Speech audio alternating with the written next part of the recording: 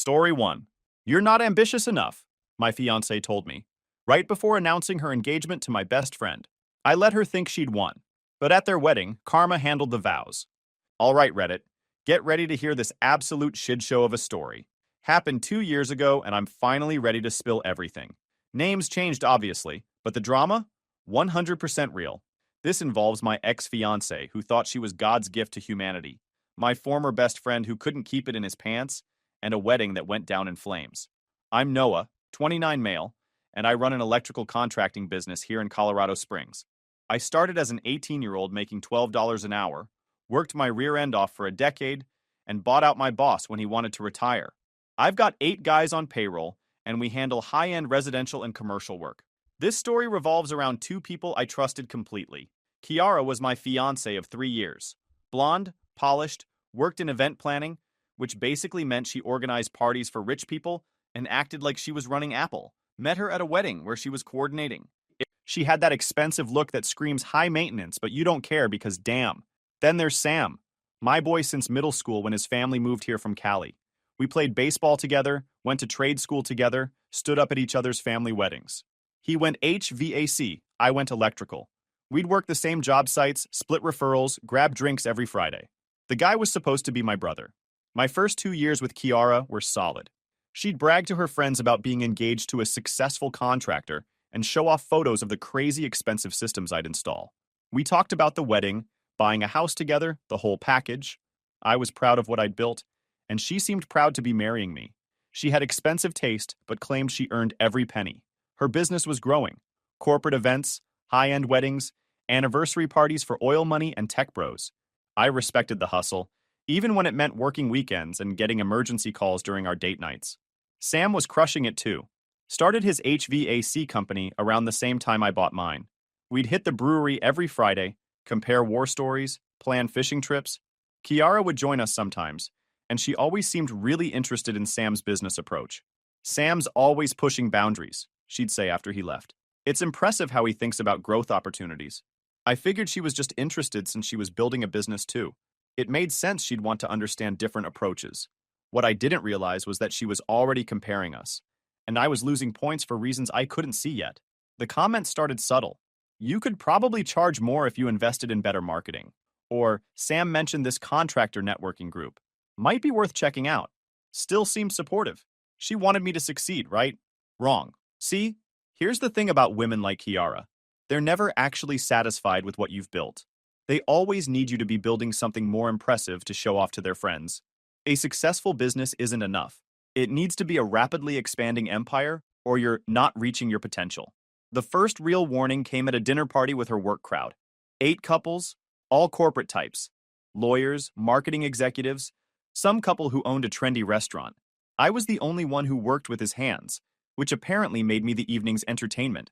When people asked what I did, Kiara introduced me as Noah. He's an electrician, not he owns an electrical contracting business, or he's a master electrician with his own company. During dinner, someone brought up an article about skilled trades making serious money these days. Finally, something I could actually contribute to. Noah could speak to that, Kiara said. He does really well for someone in the trades. Like I was punching above my weight just by sitting at their table. I let it slide that night, but it stuck with me. That's when I started paying attention to her patterns. And what I found was way worse than I thought. She'd steer conversations away from my business wins and towards Sam's expansion plans. She'd mention my work to friends only in the context of how different it was from their careers. She treated my expertise like a party trick instead of professional knowledge. But the real kicker?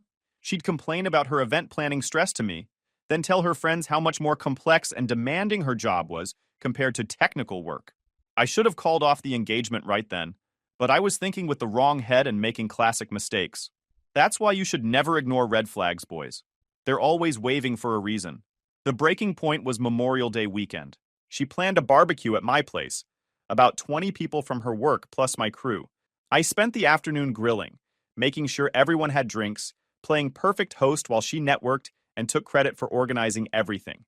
Around sunset, I was cleaning up the kitchen when I heard her talking to her friends on the patio. Noah is great, but he's very settled, she was saying. Like, he's found his groove and he's comfortable staying there. Sam's always pushing boundaries, looking for the next big opportunity. Is that a problem? Someone asked. Not a problem exactly, just different mindsets about life. Some people are satisfied with steady income, and some people want to build something bigger. I stood there holding plates, listening to my fiancée explain to her friends why I was fine for now, but not husband material. The tone wasn't mean, it was worse. It was dismissive. I love him, she continued, but sometimes I wonder what it would be like to be with someone who really challenges himself, someone with a bigger vision for the future. That night, after everyone left, I called her out. I heard what you said about me being settled with your friends. She looked genuinely surprised, like she couldn't believe I'd been listening to her public performance review of our engagement. Come on, I wasn't being negative. You are settled. With yourself, your business, your life. That's not necessarily bad. The way you said it made it sound like settling. I'm not settling, Noah. I love you. I just think you could push yourself more if you wanted to. Push myself toward what? She didn't have an answer. What she really wanted, apparently, was already coming by every Friday and feeding her fantasies about strategic business growth. Summer hit and Kiara's business exploded. Bigger contracts, longer hours, more stress. She'd come home exhausted, complaining about demanding clients and impossible deadlines. The Hale account wants to change their entire corporate retreat theme 3 weeks out, she'd vent. Do they think I can just snap my fingers and redesign everything? I'd listen, offer support, and try to help her decompress. But these conversations always shifted into subtle comparisons with my work. At least electrical work is straightforward, she'd say. Wire goes here, switch goes there. My job requires constant creativity and client management. Right, because I definitely never dealt with entitled homeowners wanting to change electrical plans halfway through installation, or general contractors blaming me for their scheduling mess-ups. Sam started coming around more during this period. He'd stop by when I was still on job sites, supposedly to hang with both of us, but increasingly just to talk business with Kiara. She'd give me detailed reports over dinner. Sam's expanding into commercial refrigeration, she'd announce. He's already talked to 3 potential partners about joint ventures. Good for him. He's looking at market opportunities, building relationships with other contractors. It's impressive how he approaches growth. That excitement in her voice when she talked about Sam's plans. Completely different energy from when she discussed mine. His strategies were impressive and sophisticated. Mine were apparently just staying busy and paying bills. Around this time, Kiara launched her improvement campaign. Maybe I should hire a marketing consultant. Maybe I should look into commercial work instead of residential. Maybe I should join professional organizations, network more aggressively. Sam's making connections that are really paying off, she'd say. You could learn from his approach to building relationships.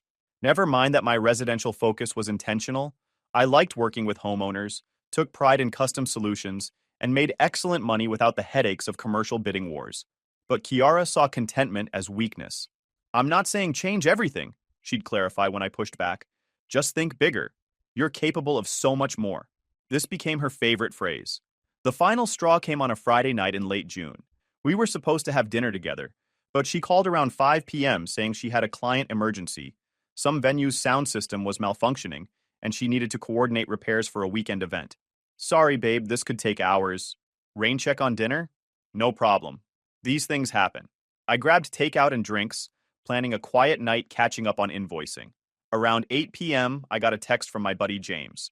Dude, I saw Kiara and Sam at Romano's earlier. Figured you were working late or something. Romano's. The upscale Italian place downtown where Kiara loved going for business dinners. 20 minutes from the venue, where she was supposedly handling an audio crisis.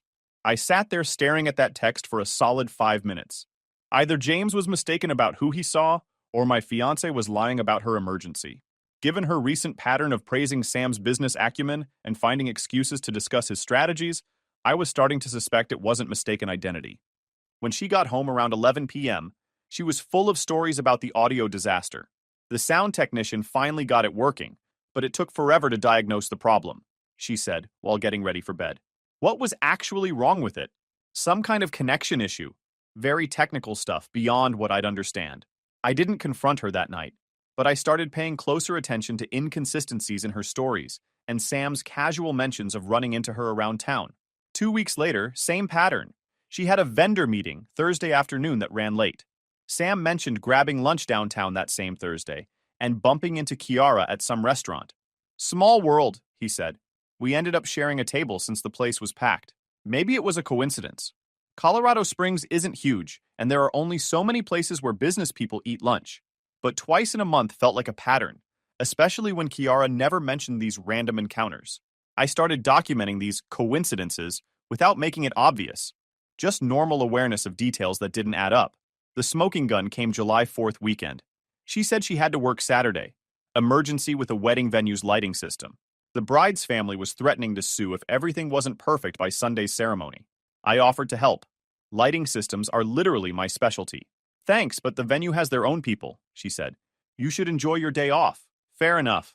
I spent Saturday detailing my truck and updating project schedules. Around 3 p.m., I needed a specific breaker for Monday's job. The supply house was closed for the holiday, but I remembered seeing what I needed at Sam's shop earlier in the week. His business is in an industrial park south of town, not exactly on the way to anywhere, especially not wedding venues. I pulled into the lot and immediately spotted Kiara's white Audi parked behind the building, back where employees park, hidden from street view. I sat in my truck processing what I was seeing. My fiancé was supposed to be handling a lighting crisis across town. Instead, her car was tucked behind my best friend's business, like she didn't want anyone seeing it there.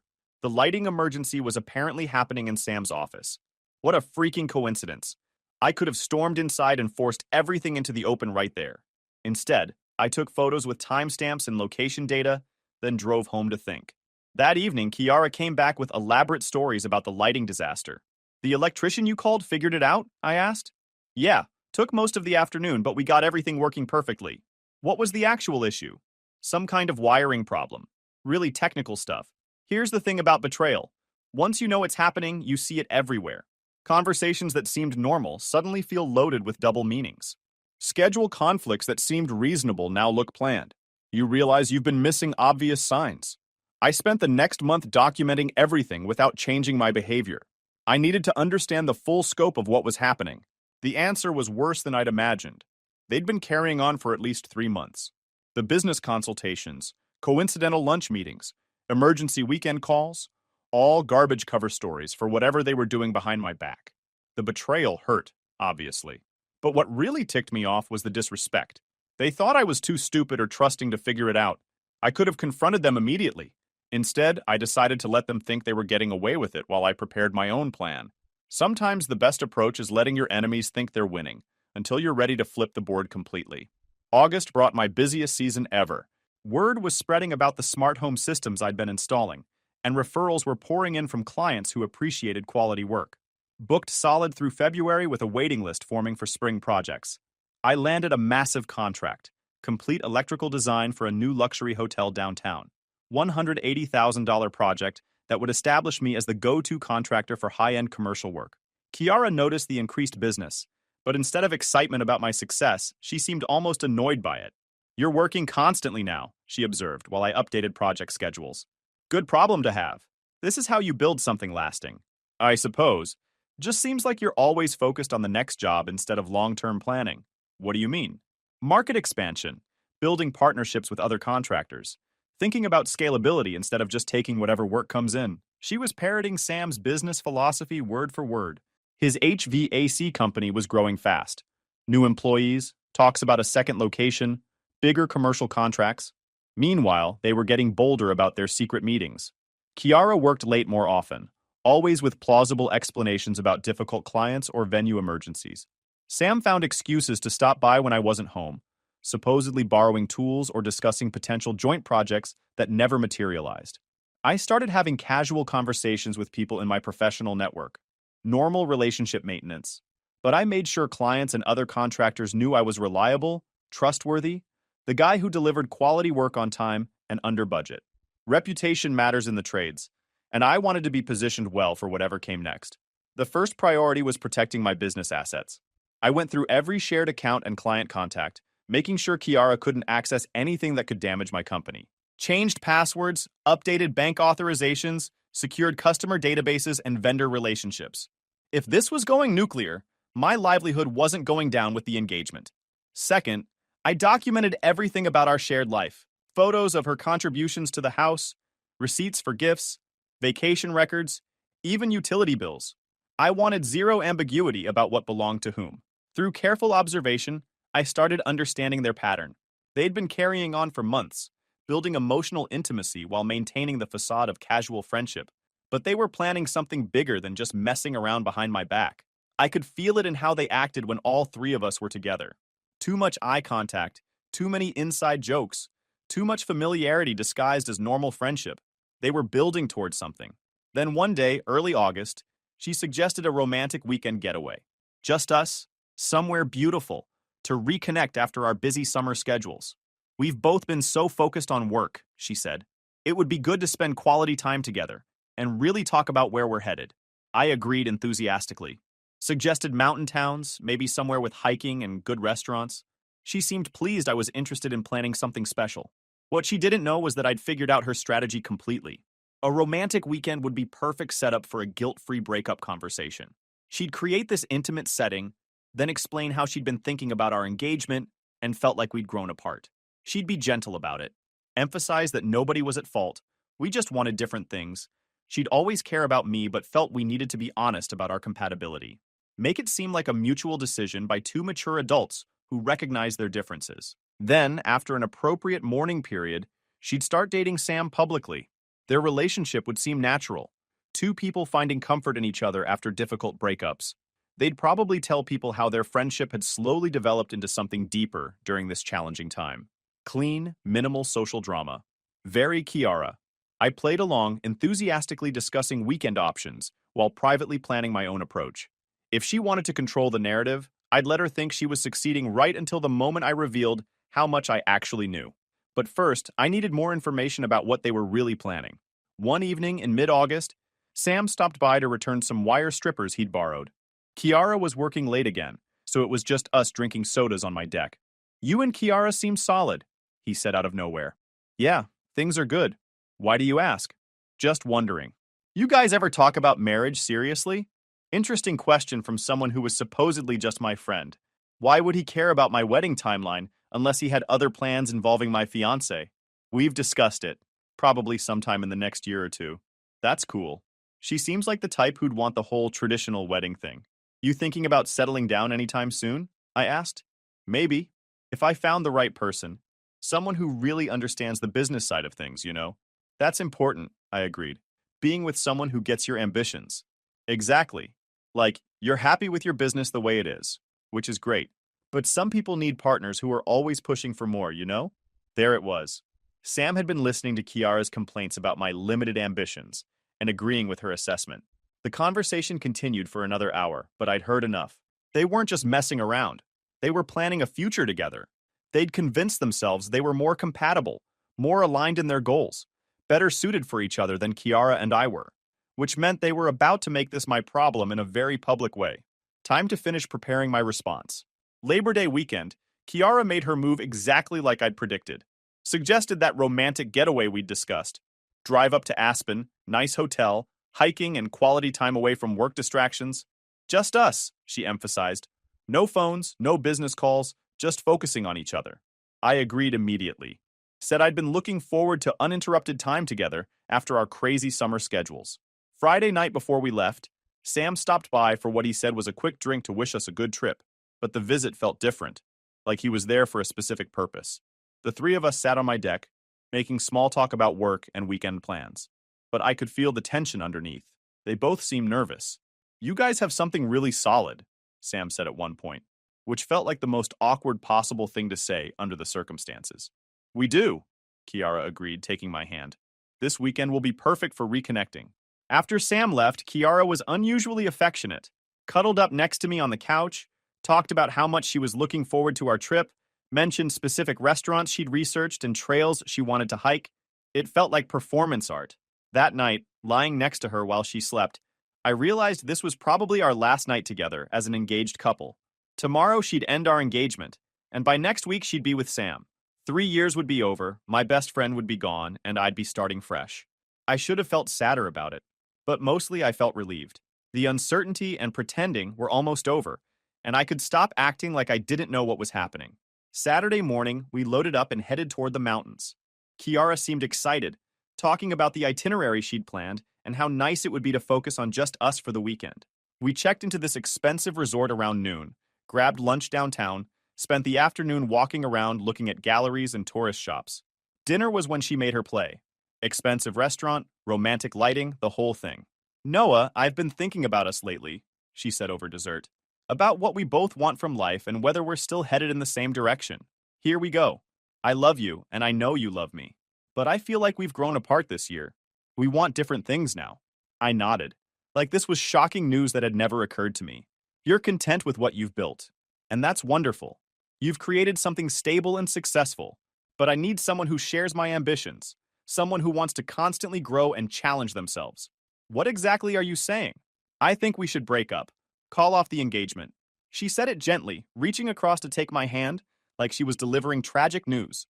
I know it's hard to hear, but I think we both know we've grown in different directions. We want fundamentally different things from our careers and our lives. I sat there for a moment, acting like I was processing this unexpected development. You know what? You're absolutely right, I said finally. She looked surprised, like she'd expected more resistance or emotional drama. I love you too, Kiara, but I think we've been staying together out of habit more than genuine compatibility. Relief flooded her face. This was going even smoother than she'd planned. I'm glad you understand. I was worried you'd be angry or try to change my mind. I'm not angry.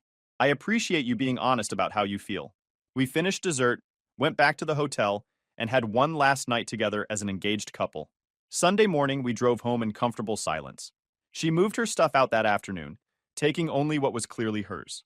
No drama, no arguments, no demands for shared property. I hope we can stay friends, she said, while loading the last box. I'm sure we'll see each other around, I replied. Small town and all. After she left, I cracked a drink and started making some phone calls. Had some information to share with people who deserved to know what kind of business partners they were dealing with. Time to let Sam's professional network know exactly what they were getting into. 3 months after our breakup, Kiara and Sam announced their engagement. What a beautiful love story. Their romance had blossomed so quickly after they'd both moved on from previous relationships. Pure coincidence that they'd found each other during their respective single periods. They scheduled the wedding for Valentine's Day at some expensive venue outside Denver. Big production, 250 guests, professional everything. Kiara's event planning background meant it would be flawlessly coordinated and Instagram perfect. I wasn't invited, obviously. But small-town contractor networks mean I wasn't disconnected from what was happening either. See, while they'd been focused on their secret romance, I'd been building relationships within the broader contractor community. The electrical trade is tight-knit, especially at the commercial level where reputation matters more than lowest bid.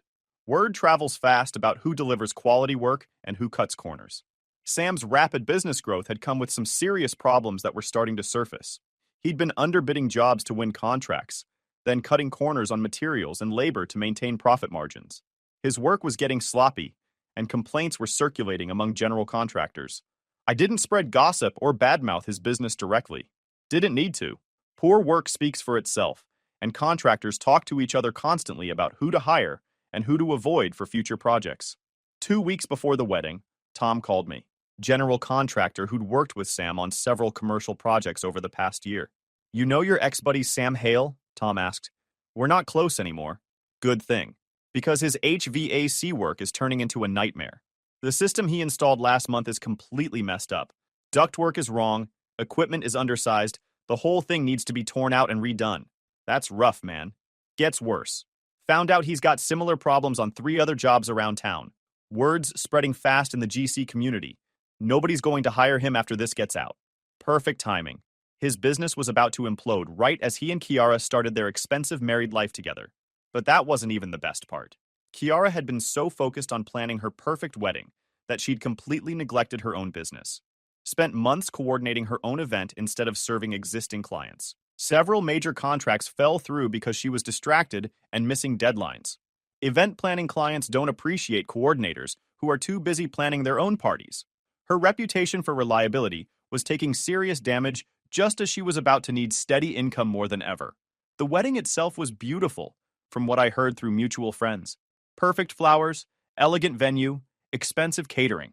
Everything Kiara had dreamed about since she was a little girl, until the reception. Apparently, Sam had quite a few drinks during dinner and decided to make an impromptu speech about their love story.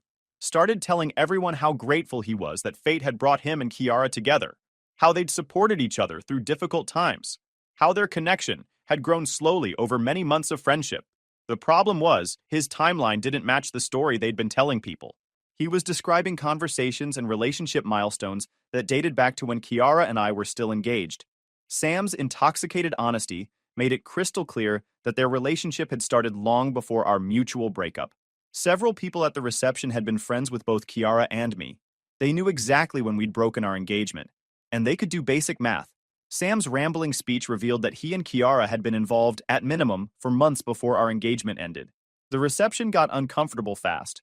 People started whispering, connecting dots they'd previously overlooked. By the end of the night, everyone understood that my ex-fiancé had been carrying on with my best friend behind my back, then orchestrated our breakup to cover her tracks. Within a week, the story had spread through our entire social circle and professional community. Kiara's reputation as someone who could be trusted with important events was completely destroyed. Sam's credibility was shot too. If he'd lie to his best friend for months, what would he do to business partners? Combined with his mounting business failures, they were facing professional and social ruin simultaneously. And I was just getting warmed up. Fast forward 18 months. I'm sitting in this upscale steakhouse downtown with Paige, my new girlfriend. We're celebrating because I just landed a $240,000 contract for complete electrical design on a luxury hotel complex. Paige is everything Kiara wasn't. Brilliant, loyal, successful in her own right, and has zero patience for games or drama. She owns a physical therapy clinic around the city and makes more money than most doctors. We're halfway through dinner when Kiara appears at our table like a ghost from my past. Looks like she's been living on energy drinks in desperation for months. Hair greasy, makeup smeared, wearing clothes that scream clearance rack at Target. Noah, I need to talk to you. Paige raises an eyebrow, but stays perfectly calm. And you are? Paige asks. Kiara, his ex-fiancée. Ah, Paige says, taking a deliberate sip of the expensive drink. The one who cheated. How interesting. Kiara's face goes red, but she pushes forward anyway. Noah, please, just 5 minutes. I've been trying to reach you for months. I've been busy building that empire you said I'd never be capable of. Everything fell apart. Sam left me for his secretary last month. I'm losing my apartment next week. Her voice is getting more frantic. I made the biggest mistake of my life. We were perfect together, Noah. We could be perfect again. Paige is watching this unfold like premium entertainment, clearly enjoying the desperation on display. Kiara, you cheated on me for months with my best friend, lied to my face constantly, and manipulated our entire breakup to cover your tracks. What exactly makes you think I'd want you back? Because you loved me. We were engaged. That has to count for something. It counted. Past tense. History. That's when she really notices Paige for the first time. Takes in the designer dress, the expensive jewelry, the way we're obviously together and successful and happy. By the way, who is this witch? Paige's expression shifts from amused to deadly calm.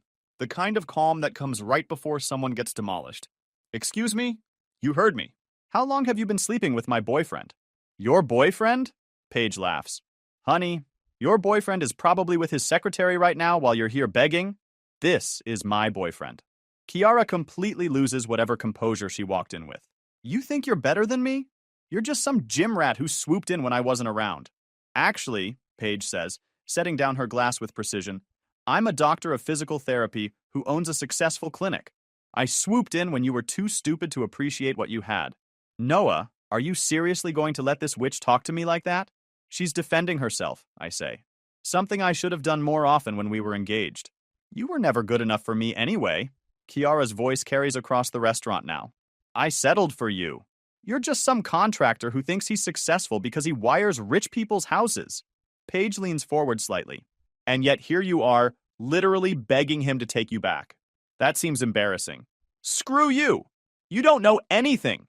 A floor manager stepped over, hands polite but firm. Folks, let's keep it respectful. If this continues, I'll have to ask you to take it outside. Language, Paige says sweetly. We're in a nice restaurant. Kiara turns back to me, switching to full desperation mode. Noah, you know me. She doesn't love you like I did. She's just using you until something better comes along. That's exactly what you did to me, I point out. For Sam, who turned out to be even worse at running a business than he was at being a loyal friend. This is all your fault! Kiara screams loud enough that other diners are staring. You ruined everything! You sabotaged Sam's business! You turned people against us! Sam sabotaged himself by doing terrible work and screwing over his clients. I just happen to know the contractors who had to fix his mistakes. Paige is grinning now. Let me understand this.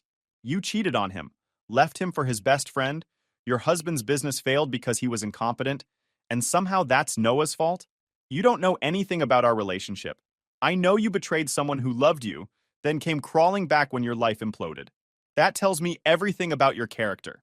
Kiara lunges forward like she's going to grab Paige, but Paige just shifts in her chair. Athletic reflexes versus desperate rage. Would have been a very short fight. You want to try something physical? Paige asks. Because I've seen your wedding photos on social media. You looked beautiful that day. Shame about your intoxicated husband announcing your affair timeline to 250 people. That's when Haley, one of Kiara's remaining friends, appears and grabs her arm. Kiara, stop this right now. You're making a scene. Haley, tell them I'm not crazy. Tell them what really happened. Haley looks mortified. I'm so sorry, she says to us. She's been drinking since the divorce. Kiara, we're leaving now. No, I'm not done. Yes, you absolutely are, Haley says, physically dragging Kiara toward the exit. Please enjoy your evening. As they leave, Kiara screams over her shoulder, This isn't over, Noah! You'll regret this. I seriously doubt that, I call back, raising my glass. The restaurant goes quiet for about 10 seconds before conversations resume. Paige clinks her glass against mine. Well, that was entertaining. She seems stable. She used to hide the crazy better when she had money and status.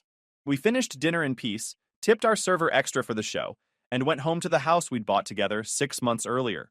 Through mutual friends, I heard Kiara moved back with her parents in Denver and was working at some chain restaurant. Sam married his secretary, but that lasted exactly 8 months before she divorced him too.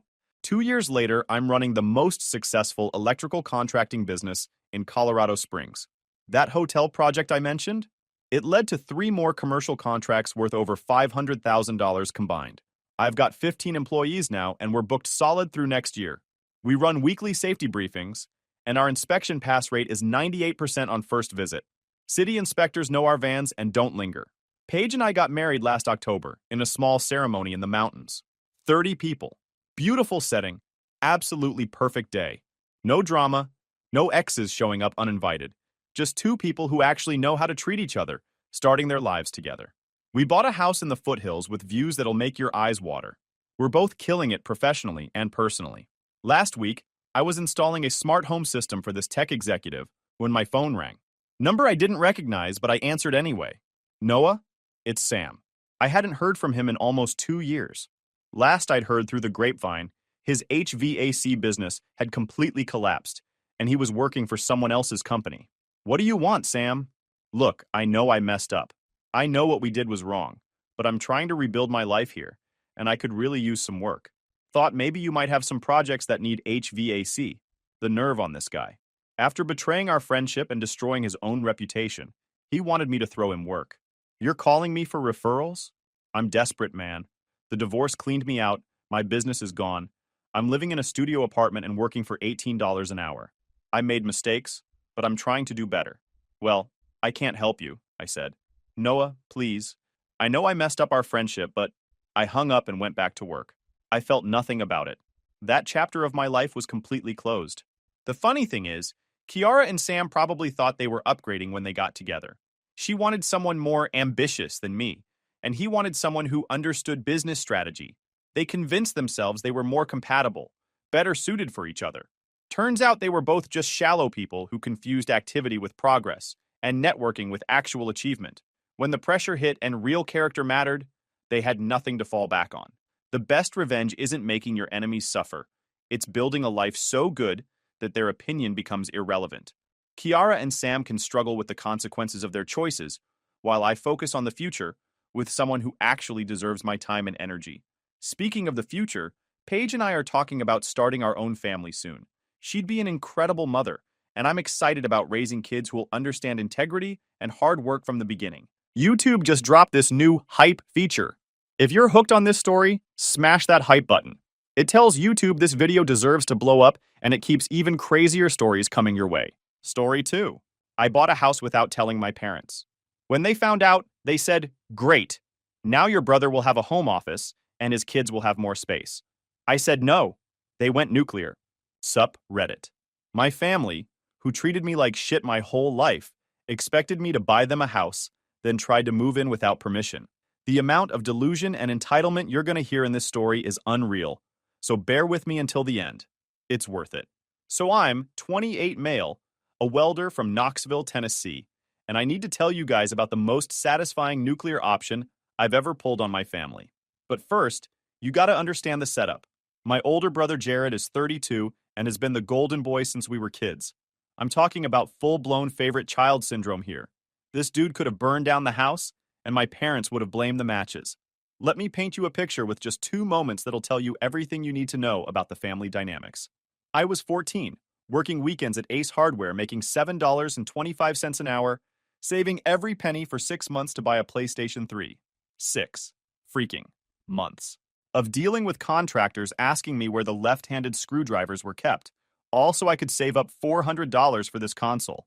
The day I finally have enough money, I come home to find Jared, who's 17 and hasn't worked a day in his life, playing on a brand new PS3 in the living room. "Oh, your father and I thought Jared deserved something nice for getting a C+ in chemistry," Mom says, not even looking up from her cooking show. "You understand, honey? Jared has been struggling." Struggling. The kid had been failing chemistry because he spent every class period texting girls and vaping in the bathroom. Meanwhile, I'm pulling A's and B's while working weekends. And somehow that makes me less deserving of a freaking video game console. "What about my money?" I asked. "Well, now you can save it for something more practical," Dad chimed in. "Maybe some new work boots." "Jared?" This asshole looks me dead in the eye and says, "Thanks for doing all that saving, little bro. Really took the pressure off me having to work for this." The only person who ever called out their bullshit was my grandpa Joe.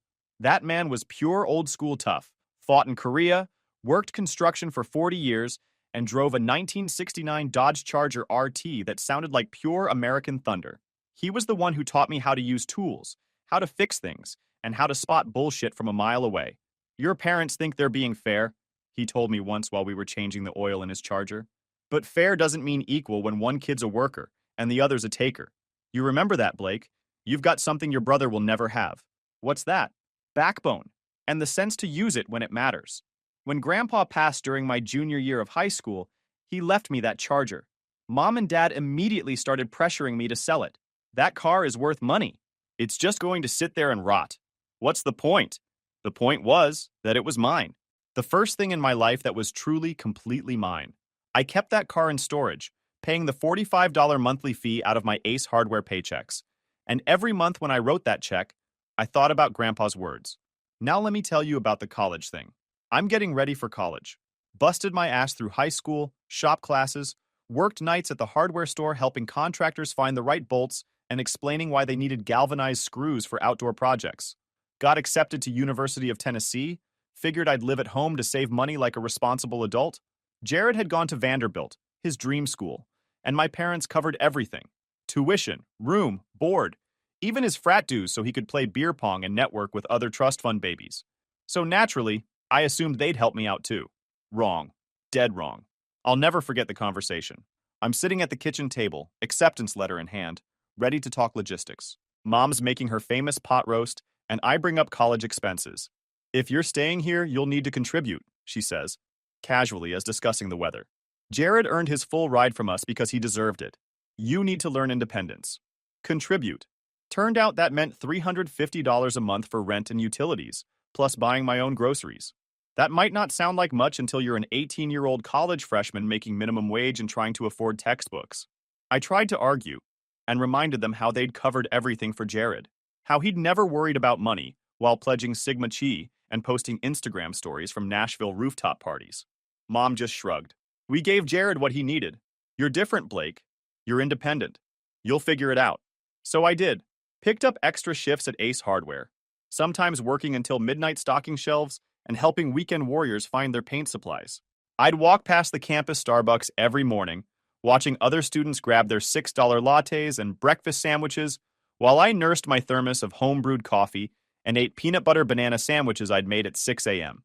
Every month, I'd hand over that $350 to my parents, while Jared called home complaining about how the dining hall wasn't organic enough. They'd actually send him care packages. I found the receipt once. $85 worth of his favorite snacks, plus a $50 Kroger gift card.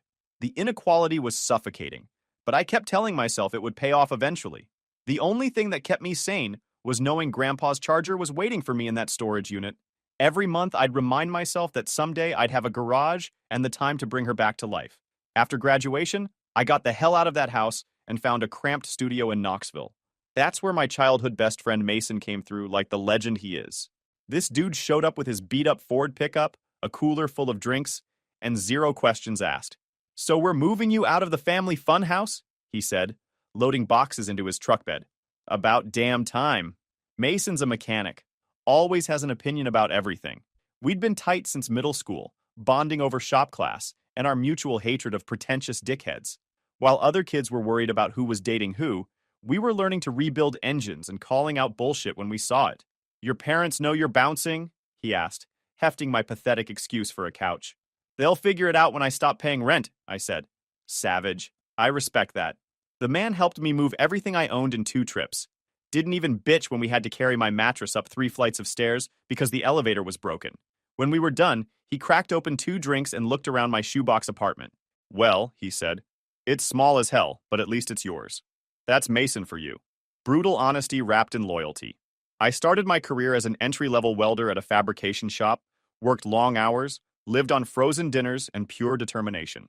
Mason would swing by after his shifts at the auto shop, usually with takeout and stories about the idiots who thought they could fix their own transmissions.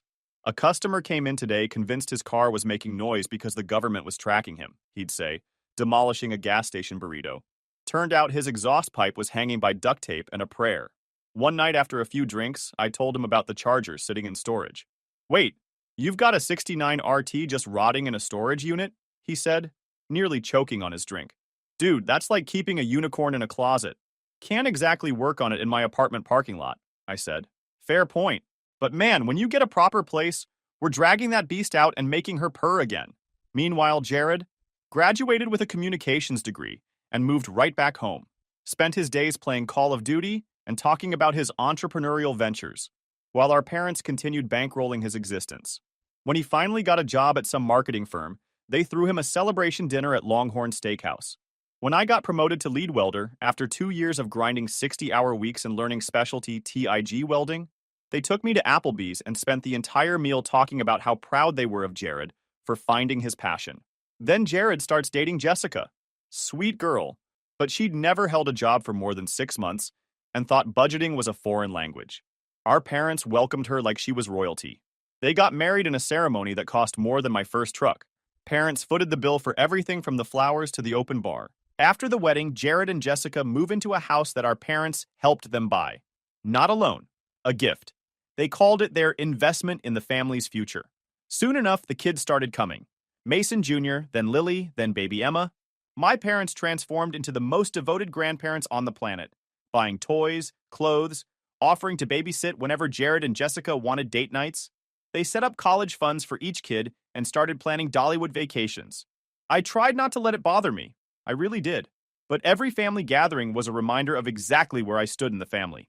The kids would run around showing off their new toys, while I sat in the corner watching my parents dote on them. Jared and Jessica would complain about parenthood challenges, and Mom would immediately offer solutions. More babysitting, home-cooked meals, help with the mortgage when times got tough. I started skipping family events. It was easier than pretending everything was fine. "Good," Mason said when I told him I was done with Sunday dinners. "Those people are toxic as hell. Spend your weekends doing shit that actually matters." Then I decided it was time to buy a house. I'd been saving for years, living below my means, putting away every extra dollar, had enough for a down payment, and was tired of throwing money away on rent. But more than that, I wanted something that was mine, something no one could take away or guilt trip me about. And honestly, I wanted a garage where I could finally work on the charger properly. Mason was immediately on board. "About time you stopped making your landlord rich," he said. "I know a good realtor. No bullshit. Won't try to sell you more house than you need." We spent weekends driving around looking at properties. Mason had this way of cutting through real estate speak that was pure gold. "This one's got great potential," he'd say, looking at a fixer-upper. Translation: "It's a money pit that'll eat your savings and shit out regret." Or, "Open concept living space." Means they knocked down load-bearing walls and hoped for the best. Every house we looked at, I made sure to check out the garage situation. Most places had these tiny single-car garages that were more like storage closets. I needed space to actually work. I didn't tell my family about the house hunt, not because it was some big secret, but because I knew they'd find a way to make it about Jared and his growing family. They'd start suggesting properties that would be perfect for when the kids visit, or asking why I needed so much space when I was just one person. Smart move, Mason said when I told him. Tell them after you've got the keys. Harder to screw with a done deal. I should have known better. I don't know how word got out, but somehow it did. My co-worker Sandy, one of those people who treats other people's business like personal entertainment, mentioned to someone at her church group that I was house hunting, that someone happened to be Jessica's cousin. Before I knew it, the news had traveled through the family grapevine faster than gossip at a high school reunion. The call came on a Thursday evening. I was at my workbench cleaning my welding equipment when my phone rang. Blake! Mom's voice was unnaturally cheerful. Why didn't you tell us you're looking for a house? I should have played dumb, but I was exhausted and didn't have energy for games. I'm just browsing around. Nothing serious yet. Well, Jared and I have been talking, and we have some wonderful ideas for you. You're going to need something with at least 5 bedrooms. You know, for the kids when they visit. And it would be perfect if you could find something near Jared and Jessica's neighborhood. I stared at my welding helmet, trying to process what she just said. Mom, I don't need 5 bedrooms. I'm looking for something small, just for me. Oh, honey, you have to think bigger than that. This is a chance to really help the family. The kids are getting older, and Jared and Jessica's house is getting cramped. If you had a nice big place, they could visit more often, and we could all spend more time together. I rubbed my temples, feeling a headache coming on. I'm not looking for a place for Jared's family to visit. I'm looking for a place for me to live. Don't be silly, Blake. Family is what matters most. You'll want space for everyone. After I hung up, I called Mason immediately. They want you to buy them a house, he said, after I explained the conversation. Not yourself. Them. They want you to be the bank and the bellhop. It's insane, right? Beyond insane. It's some next-level parasitic shit. How much you want to bet they've already picked out which rooms the kids are getting? The next day, house listings started flooding in. Mom and Jessica had apparently appointed themselves as my personal real estate team, sending me links to massive houses with swimming pools, guest suites, and price tags that made my eyes hurt. Every single one came with detailed explanations about how perfect it would be for family gatherings. Look at this one. Jessica texted with a link to a 6-bedroom colonial. The kids would love that backyard, and there's even a separate entrance for the in-law suite. I muted the group chat and kept looking on my own. Mason and I found it after weeks of searching. A beautiful 2-bedroom ranch house in Powell, about 20 minutes from downtown Knoxville. It had a covered front porch, original hardwood floors, and a kitchen that got perfect morning light. The backyard was just big enough for a vegetable garden, and there was a den off the living room that looked like it had been designed specifically for watching Sunday football. But the real selling point? A 2-car garage with a workbench, proper electrical, and enough space to actually work on a car. This is it, Mason said, walking through the house with me. Good bones, solid foundation, and best of all, only 2 bedrooms. Can't fit a whole damn commune in here. Check out this garage, I said, running my hand along the workbench. I could finally bring the charger home. Now you're talking. That baby's been locked up long enough. I put in an offer that same day. When it was accepted, I felt a rush of pure joy. This was it. This was mine. Congratulations, homeowner, Mason said, shaking my hand outside the realtor's office. Now the real fun begins, keeping the vultures away from your nest. I decided to wait until after closing to tell my family. I wanted to enjoy the moment without their input. That weekend, Mom called to invite me to Sunday dinner. We're having pot roast, she said, and we want to talk about your house search. I almost said no, but then I thought about how satisfying it would be to announce that I'd already bought a house. Let them realize their input wasn't necessary.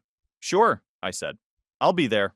I had no idea I was walking into an ambush. I arrived at my parents' house in Farragut at exactly 6 p.m., mentally preparing for whatever lecture they had planned. The smell of pot roast filled the air, and I could hear the kids playing in the living room. Jared was sprawled on the couch scrolling through his phone while Jessica chased Emma around the coffee table. We gathered around the dining room table, and for the first few minutes, everything seemed normal. Dad complained about the Titans' latest losing streak. Jared talked about some project at work, and Jessica shared cute stories about the kids. I started to relax, thinking maybe this would just be a regular family dinner. Then Mom set down her fork and cleared her throat. So, Blake, she said with that smile that never reached her eyes, we've been doing some research, and we think we found the perfect house for you. Here we go, I thought. It's a gorgeous 5-bedroom house in Oak Ridge, just 15 minutes from Jared and Jessica's place. It has a huge backyard for the kids, a 3-car garage, and even a basement that Jared could turn into his home office. I blinked. His home office? Well, you know how cramped they are, Mom continued, as if this was the most reasonable thing in the world. The kids are sharing rooms, and Jared doesn't have anywhere quiet to work. If you had a bigger place, they could spread out when they visit. Visit? I repeated, though I was starting to get a sinking feeling about where this was going. Jessica jumped in, practically bouncing in her seat. We've been talking about it, and it makes perfect sense. You have all this space, and we need more room for the kids to grow. We could probably stay with you most weekends, and maybe even longer during the summer. I stared at her, then at Jared, who was nodding along like this was completely normal. You want to move in with me? Not move in, Jared said quickly. Just visit a lot. You know, like family does. It would be so perfect, Mom continued. The kids would have their own space, and you'd finally have a house full of life and laughter. Plus, you'd be helping your brother's family, which is what families do. I felt like I was in some alternate reality.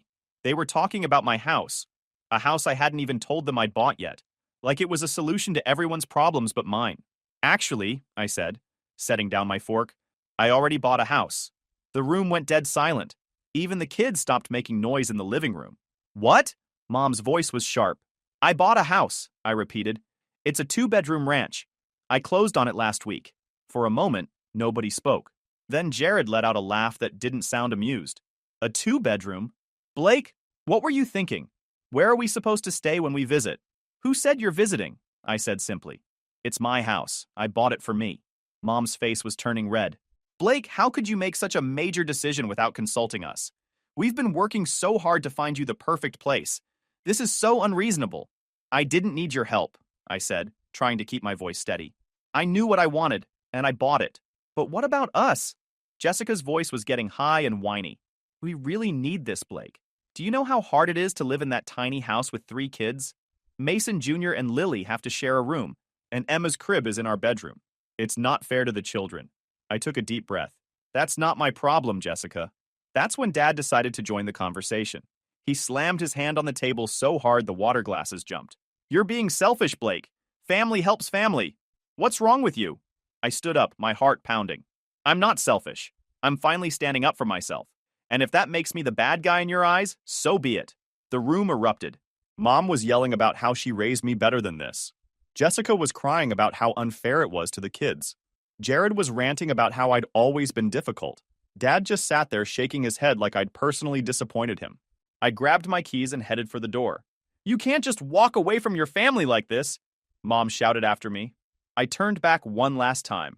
Watch me. Then I got in my truck and drove straight to Mason's shop. I found him under the hood of a Chevy Malibu, cursing at a stubborn alternator. How'd the family dinner go? He asked without looking up. They wanted me to buy a 5-bedroom house so Jared and his family could move in. Mason straightened up, wiping his hands on a shop rag. Come again? I told him everything. The ambush, their plans, the explosive ending. Holy shit, he said when I was done. They really went full Parasite, didn't they? What did you tell them? That I already bought a house. Mason's face broke into the biggest grin I'd ever seen. You magnificent bastard. I bet they shit themselves. Pretty much.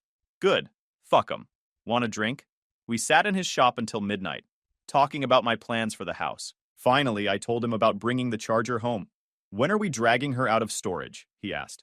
This weekend? Hell yes. It's about time that beauty saw daylight again. I thought that would be the end of it. I was wrong.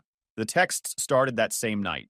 Jessica sent me a photo of the kids crowded together on their bunk beds, with the caption, "Look how cramped they are. Do you really think this is fair?" I didn't respond.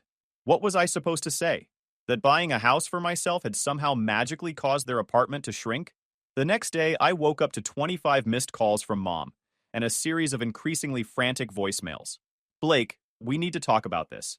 You're being unreasonable. Think about the children. Jared chimed in with his own guilt trip.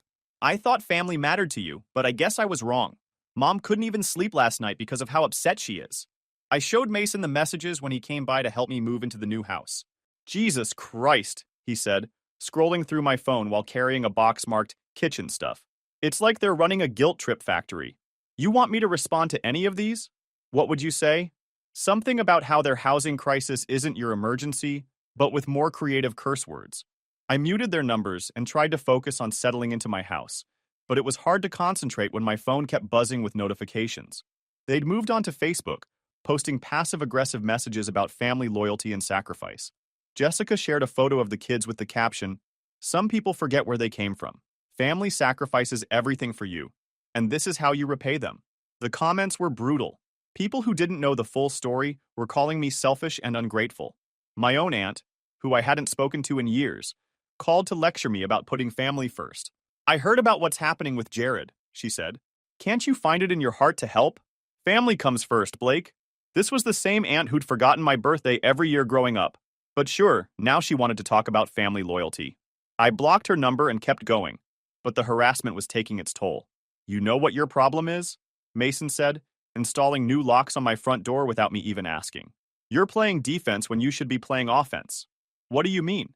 "I mean you're letting them control the narrative. They're telling everyone you're the asshole who abandoned family. Time to tell your side." But I wasn't ready for that yet. I kept hoping they'd just move on. And honestly, why waste my time on that? I didn't care. The weekend after I moved in, Mason showed up with his truck and trailer. "Today's the day," he said. "Operation Charger Liberation is a go." We drove to the storage facility in comfortable silence. When I rolled up the metal door and saw Grandpa's car sitting there under a dusty tarp, I felt something crack open in my chest. "Damn," Mason said softly. "She's beautiful." We pulled off the tarp, and even covered in 3 years of dust, the Charger was stunning. B5. Blue metallic paint that still had depth under the grime, chrome bumpers that needed polishing but weren't rusted, and those classic rally wheels that made every muscle car look badass. "She's gonna need some work," I said, running my hand along the fender. "But the bones are solid." "That's what weekends are for," Mason said, hooking up his trailer. "Let's get her home." Loading the car was emotional in a way I hadn't expected. This was the last piece of Grandpa I had, and finally bringing her to a place where I could work on her felt like honoring his memory. When we got her into my garage, Mason cracked open 2 drinks, and we just stood there looking at her. "Your grandpa had good taste," he said. "What's the plan? Get her running first, then we'll see what she needs." That became our Saturday routine. Mason would show up with coffee and donuts. We'd spend the morning working on the Charger, and then sit on my back porch drinking and talking shit about everything from work to family to whatever game was on TV. The car became our therapy. Every bolt we turned, every part we cleaned or replaced, was another step away from the family drama and towards something that was purely ours. Mason had a way of making even the most frustrating mechanical problems seem manageable. "The carburetor's flooded again," he'd say, not looking up from the engine bay. But that's just her way of saying she missed us. Working on the Charger gave me something to focus on, besides the constant harassment from my family. When my phone buzzed with another guilt trip text, I could just go work on the car, instead of spiraling into anger. The breaking point came when Jared and Jessica showed up at my house uninvited. I was in the garage with Mason, trying to get the Charger's engine to turn over for the first time in 3 years, when I heard car doors slamming in my driveway. I looked up to see all 3 kids running toward my back gate while Jared and Jessica followed behind, carrying overnight bags. "Surprise!" Jessica called out cheerfully. "We thought we'd come for a visit." Mason and I exchanged a look. He quietly reached for his phone to document everything. I stood up, wiping my hands on a shop rag. "I don't remember inviting you." "Come on, Blake," Jared said, rolling his eyes. "We're family. We don't need formal invitations." "Actually, you do," I said, blocking their path to my back door. "This is my house." "Don't be like that," Jessica said. "The kids have been so excited to see your new place. Look how happy they are." Mason Jr. and Lily were indeed running around my yard, but they were trampling my herb garden and pulling flowers out of the planters I'd just arranged. Little Emma was sitting in my tomato patch, making mud pies with the dirt I'd just prepared. "Get them out of here," I said, my voice dangerously calm. "They're just kids," Jared said. "They're not hurting anything. They're destroying my garden. Get them out now." "Why are you speaking like that, bro?" Jared looked up from his phone. "Get out of my house. Get out of my yard. Take your kids and leave." "You're being ridiculous," Jessica sobbed. "We drove all the way over here. I didn't ask you to come. I didn't invite you. This is my house and I want you gone." "Fine," Jared said, finally looking annoyed. "But don't expect us to keep trying to include you in this family. You're making your choice." "Yes," I said. "I am." They left, but not before the kids had tracked mud through my house and Emma had broken one of my picture frames. I spent the rest of the day cleaning up the mess. Mason helped without being asked, and when we were done, we went back to the garage. "Want to take your frustrations out on this carburetor?" he said, handing me a wrench. "She's being stubborn as hell." That night, after Mason left, I sat in the garage looking at the Charger and thinking about Grandpa. He would have told those people to go to hell years ago. Maybe it was time I started channeling more of his backbone. After I changed my number and blocked them on social media, the harassment stopped for a while. Mason and I spent weekends working on the house, building raised garden beds to replace what the kids had destroyed, fixing up the den, installing a new ceiling fan in the bedroom. But our main project was the Charger. We got her running after 3 weeks of weekend work, and the first time that 440 roared to life, I swear I felt Grandpa smiling somewhere. "Listen to that," Mason said, grinning as the engine settled into a smooth idle. "That's the sound of freedom right there." I started to hope that maybe they'd finally gotten the message. I threw myself into work, spent weekends fixing up my house and working more on the car, and even started dating again. I felt like I could breathe. That's when Mom showed up at my door with a peach cobbler and a smile that didn't reach her eyes. "Hi, honey," she said, like we'd just talked yesterday instead of weeks ago. "I thought I'd stop by and see how you're doing." Stupid move, I let her in. She set the cobbler on my kitchen counter and looked around the house like she was taking inventory. "This is lovely, Blake. You've done a wonderful job." "Thanks," I said, waiting for the other shoe to drop. "I wanted to apologize," she said, sitting down at my kitchen table. "Things got a little heated, and I realized we were wrong to pressure you. You've worked hard for this house, and I should have respected your decision." For a moment, I felt myself softening. Maybe she really was trying to make amends. "I've been thinking," she continued, "maybe we could have a fresh start. I'd love to come visit again sometime. Maybe bring Jared and the kids. They'd love to see your place." And there it was. "I don't think that's a good idea," I said carefully. "Things are still pretty tense." "Of course I understand," she said with that fake smile. "But it would be nice for the family to see what you've accomplished. And the kids would love that backyard." I noticed how her eyes kept darting around the room, like she was measuring the space. How she asked detailed questions, whether I had a spare key hidden anywhere. After she left, I couldn't shake the feeling that something was off. The timing seemed too convenient. She'd spent weeks harassing me, and the second I cut them off, she suddenly wanted to make peace. I decided to trust my instincts. Mason had already installed the security system, and I made sure all my windows were secure. 3 days later, I found out why. I'd gone out to run errands. Walmart, Lowe's, picking up a new starter for the Charger. Normal Saturday morning stuff. I got home around noon, arms full of shopping bags, and immediately noticed Jared's SUV parked in my driveway. My heart started racing. I fumbled with my keys, trying to get the door open, and that's when I heard them inside. Voices. Laughter. The sound of kids running around. I pushed open the door and found Jared, Jessica, and all 3 kids making themselves at home in my living room. They'd brought luggage. They were unpacking. "What the hell is going on?" I demanded. "Oh, hey, Blake," Jared said, like this was perfectly normal. "We decided to move in while you were out. Mom gave us her key." "What key?" I stared at him. "Are you insane?" "Don't be dramatic," Jessica said, pulling clothes out of a suitcase. "We really need the space, and your house is perfect for us. Mom said you'd understand." "Mom doesn't live here," I shouted. "I do." "Look, Blake," Jared said in that condescending tone he'd perfected as a kid. "You're single. You don't need all this space. We have 3 kids. It makes sense." I pulled out my phone and started dialing 911. "Seriously," Jessica said. "You're calling the cops on your own family?" "Watch me," I said. When the Knox County Sheriff's deputies arrived, Jared and Jessica tried to explain that they were family, like that gave them squatters' rights. The officers weren't impressed. They told them they were trespassing and needed to leave immediately. "This is ridiculous," Jared muttered as he packed up their stuff. "We're your family." "No," I said, watching them load their luggage back into their SUV. "Family doesn't break into each other's houses." After they left, I called Mason. "They what?" he said when I told him what happened. "Moved in. The whole family with suitcases. I'm coming over. Don't touch anything until I get there." He showed up 20 minutes later with a toolbox and what looked like murder in his eyes. "Where'd they go?" he asked, looking around like he expected to find them hiding somewhere. "Gone. The cops made them leave." "Good. Now we're changing these locks, and I'm installing some upgrades they won't see coming." But that wasn't enough for me anymore. I was done. I called a lawyer and had cease and desist letters drafted for all of them. The letters spelled out everything they'd done: the harassment, the break-in, the social media attacks, and made it clear that any further contact would result in legal action. Mason had another idea. "You know what you need?" he said, pulling something out of his truck bed. "I got you a housewarming gift." It was a custom doormat that read, "Family Not Welcome," in bold black letters. "Had this made special," he said, grinning. "Thought you could use some truth in advertising." I burst out laughing, the first genuine laugh I'd had in months. "You're insane." "Nah, I'm practical. Now everyone knows where they stand before they ring the doorbell." That same day, I did something I'd never done before. I fought back. I posted my own social media update, calmly explaining my side of the story.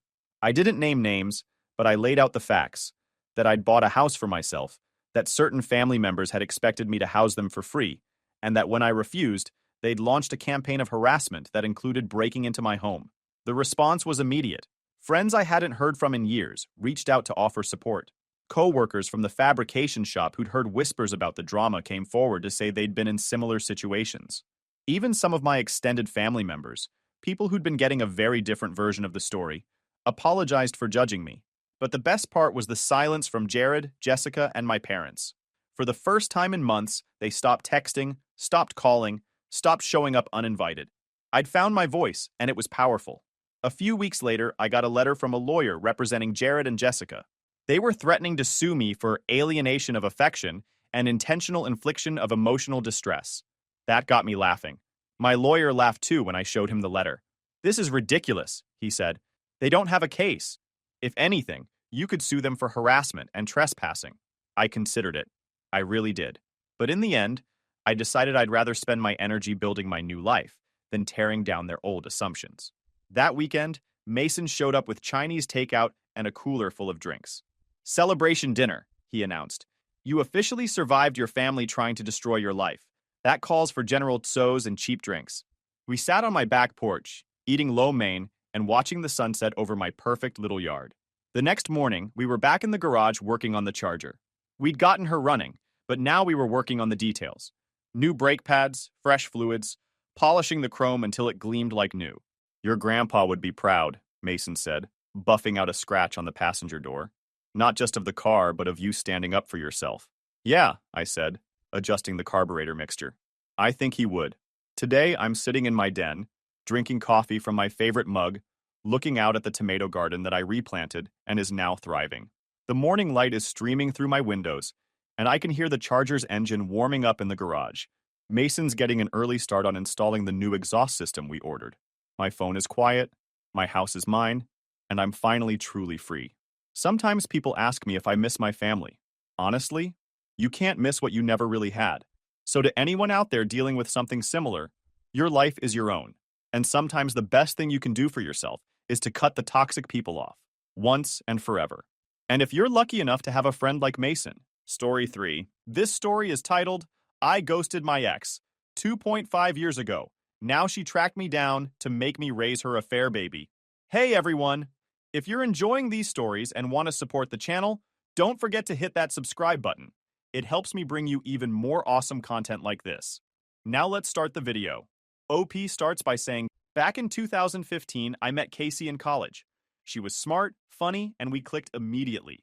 By 2019, we were pretty serious. I thought I had found the person I was going to spend the rest of my life with. So I worked my ass off at my factory job, saving every penny to buy her a ring. The plan was to propose on Christmas at her parents' house. I figured it'd be the perfect moment, surrounded by family, all cozy and festive. Casey's family was interesting. Her dad, Max, was chill, quiet, respectful, and generally a good guy. Her sister Sherry was nice too, super sweet and always supportive. But Jane, her mom, yeah, she hated me. No matter how hard I tried, nothing was ever good enough for her. She'd make snide comments about how Casey deserved better, or how I was just some guy with no ambition.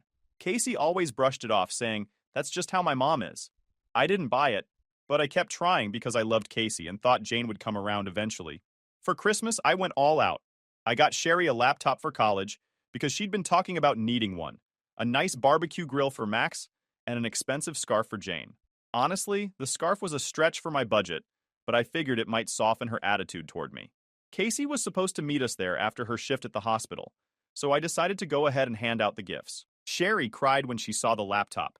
She hugged me, saying it was the nicest thing anyone had ever done for her. Max looked genuinely happy with the grill, and even Jane managed a forced thank you for the scarf.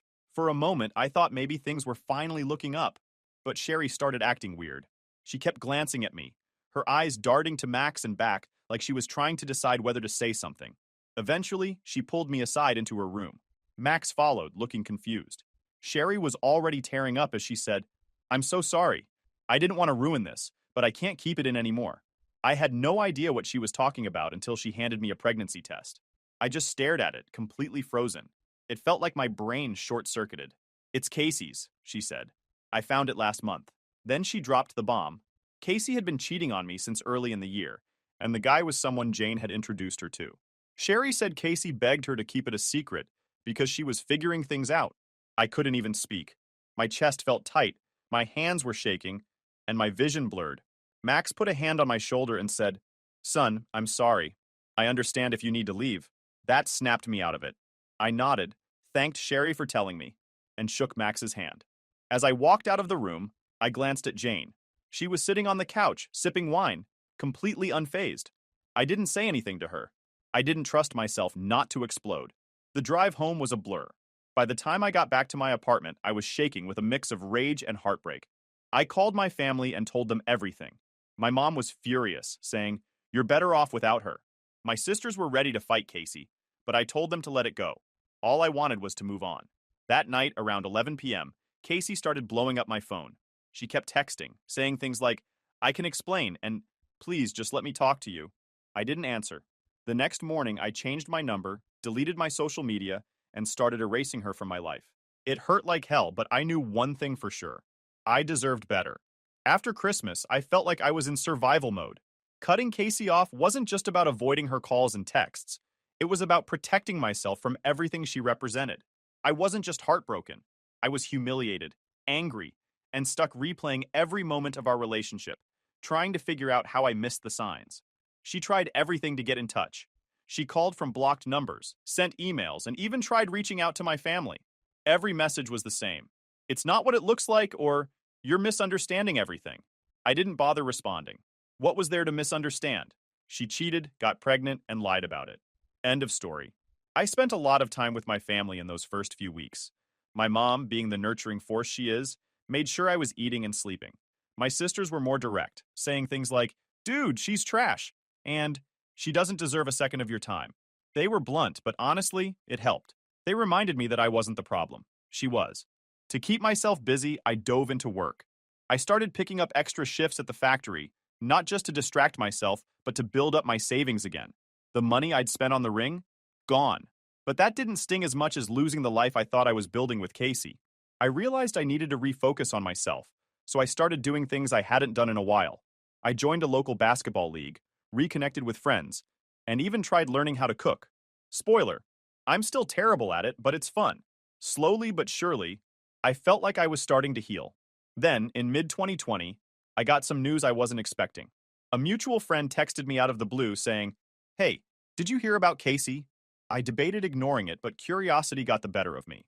The friend told me that Casey's affair partner had ghosted her after finding out he was the father of her baby.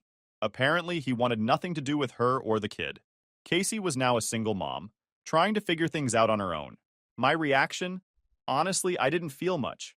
A tiny part of me felt satisfied, like, that's what you get. But mostly, I just felt indifferent. Her drama wasn't my problem anymore, and I was relieved to be out of the mess. A couple of months later, Casey somehow got my new number. She called me, begging to talk. I don't know why I answered, but I regretted it immediately. She launched into this whole apology, saying she'd made a mistake and wanted to explain. I let her ramble for a bit before cutting her off. "Casey," I said, "I don't care anymore. Whatever you have to say, it won't change anything. We're done." That's when she switched tactics. She started guilt-tripping me, saying I owed her this, and that I was being unfair by refusing to hear her out. I told her flat out, "I don't owe you anything. You made your choices. Now live with them." Then I hung up.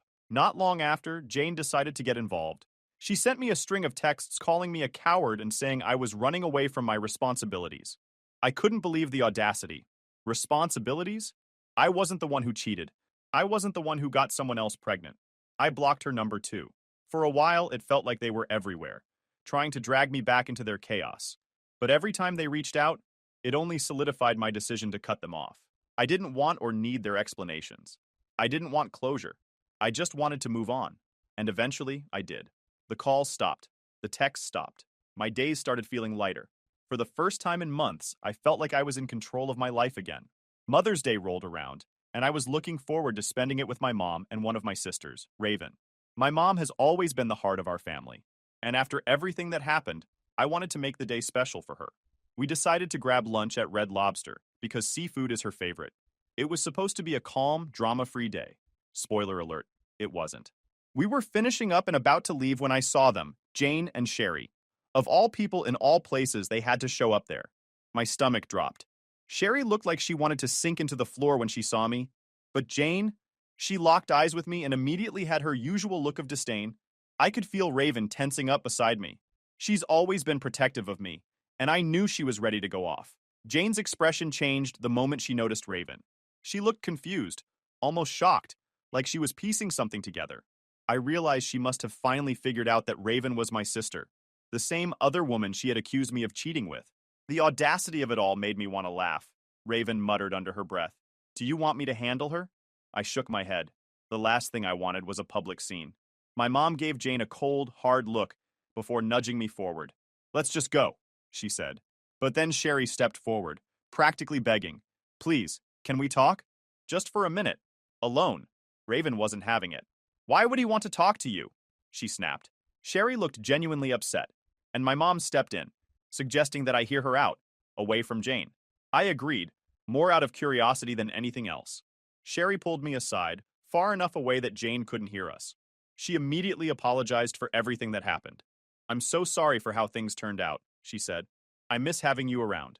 You were like a brother to me." I didn't know what to say, so I just nodded and let her continue. She told me Casey had been miserable since I left, crying all the time and saying she regretted everything. "I'm sorry she's struggling," I said, trying to keep my tone neutral. "But that's not my problem anymore. She made her choices." Sherry nodded, then told me something that made my stomach twist. "She destroyed the laptop you gave me," she said quietly. "It happened right after you left. She was mad at me for telling you the truth. That hurt. I'd given her that laptop out of genuine care, and Casey ruined it out of spite. Before I left, I asked Sherry a question that had been bothering me since Christmas. Why does your mom hate me so much? What did I ever do to her?" Sherry hesitated, then admitted, "She thought you were cheating. She saw you with another woman, Raven. She didn't know you were siblings." My jaw dropped. All of this, the cheating, the pregnancy, the heartbreak, started because Jane jumped to conclusions and convinced Casey I was unfaithful. I couldn't help but laugh. It was so stupid, so unnecessary, and yet it ruined everything. "Thanks for telling me," I said. "And hey, the laptop's warranty is still good. You can probably get it fixed." Sherry's face lit up, and for a moment, I saw the kind, shy girl I used to know. We hugged briefly, and I left to rejoin my mom and Raven. When I told them what Sherry had said, Raven rolled her eyes. "So Jane's not just a jerk, she's also an idiot. Good to know."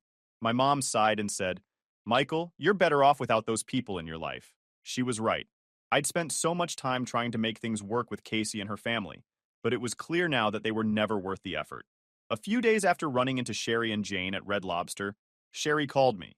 She wanted help with the laptop warranty I'd mentioned, and since she'd been one of the few decent people in that family, I agreed to meet her at a local electronics store. When I got there, Max was with her, which honestly was a nice surprise. Max had always been solid. Out of all the chaos, he'd been the only one to offer me a genuine apology on Christmas. We chatted while sorting out the laptop. Max thanked me again for the grill I gave him and said how much he loved using it. Sherry was quieter but seemed relieved to have someone helping her out. It felt nice, almost normal. Afterward, Max suggested we grab lunch together as a thank you. I agreed, figuring it'd be a good way to catch up. We went to a small restaurant nearby, and for the first time in ages, I wasn't thinking about Casey or the drama. Max talked about his plans to redo their backyard, and Sherry mentioned how school was going, though she was clearly still dealing with tension at home. It was a surprisingly good time. Then, just as we were finishing up, I heard someone call my name. I looked up, and there she was. Casey. My heart sank. She looked rough, tired, stressed, and like she'd aged years since I last saw her. Part of me felt sorry for her, but the other part was just annoyed that she'd showed up and ruined what had been a peaceful afternoon. "Hi," she said, her voice barely above a whisper. She glanced at Max and Sherry, then back at me. "Can we talk?" I stayed seated and crossed my arms. "What do you want, Casey?" She hesitated, then stepped closer. "I just want to explain. Please, I've been trying to talk to you for months." I sighed. "You've got 5 minutes. Go." She launched into an apology, saying she'd made a mistake and regretted everything. "I was confused," she said. "My mom convinced me you were cheating. She said she saw you with another woman." I cut her off. "You mean my sister?" "That's who Jane saw. Raven is my sister, Casey. If you'd bothered to ask instead of jumping to conclusions, we wouldn't even be here right now." Casey's face fell. "I didn't know," I thought. She trailed off, looking completely lost. "I should have talked to you. You just cheated," I said flatly. "For almost a year. Instead of trusting me, you lied, slept with someone else, and got pregnant. And you expect me to care about your excuses now?" Her voice cracked as she said, "I wasn't happy. I didn't know what to do." "You could have talked to me," I snapped. "You could have ended things if you weren't happy. But instead you went behind my back. That's on you." Max and Sherry sat there awkwardly, clearly uncomfortable with the whole situation. Casey started crying, which might have worked on me years ago, but not anymore. "Please," she begged. "I want to fix this. I'll do anything." I shook my head. "There's nothing to fix, Casey. You destroyed everything. I've moved on, and so should you." That's when she dropped the real bomb. "But my son, he needs a father. He needs stability." I blinked, stunned by the audacity. "Your son is not my responsibility. That's for you and his actual father to figure out." "Oh wait, he ran off, didn't he? Sounds like a pattern." Casey flinched but didn't argue. Instead, she looked at me with tear-filled eyes and said, "Why are you being so mean?" "Mean?" I repeated. "Casey, I worked overtime to save for a ring because I thought we had a future together. I planned to buy a house for us, to start a family with you. And you threw it all away. You don't get to call me mean for refusing to clean up your mess?" She broke down completely, sobbing into her hands. Max finally stepped in and said, "Casey, I think it's time to go. You need to respect his boundaries." She turned to Sherry, desperate for backup. "Sherry, you understand, don't you? You know I regret everything." Sherry hesitated, then said, "Casey, you're my sister, and I love you. But you made your choices. You can't expect him to just forget everything." Casey stared at her like she'd been betrayed, then stormed out of the restaurant. I sat there, stunned and exhausted, while Max apologized again. "I'm sorry she showed up," he said. "You've been through enough. It's not your fault," I replied. "You and Sherry have been decent through all of this. That's more than I can say for the rest of your family." After lunch, I went home and told my family what happened. My dad laughed and said, "Jane probably thought kicking you out would solve her problems. Look how well that worked out for them." My mom just hugged me and said, "I'm proud of you for standing your ground. You deserve better." I realized then that Casey's apologies didn't matter. I didn't need closure from her. I'd already given myself that by walking away. After that confrontation with Casey, I thought I'd feel something. Relief, satisfaction, maybe even a sense of finality. But honestly, it felt empty. Closure wasn't what I expected. It wasn't neat, and it didn't magically make everything better.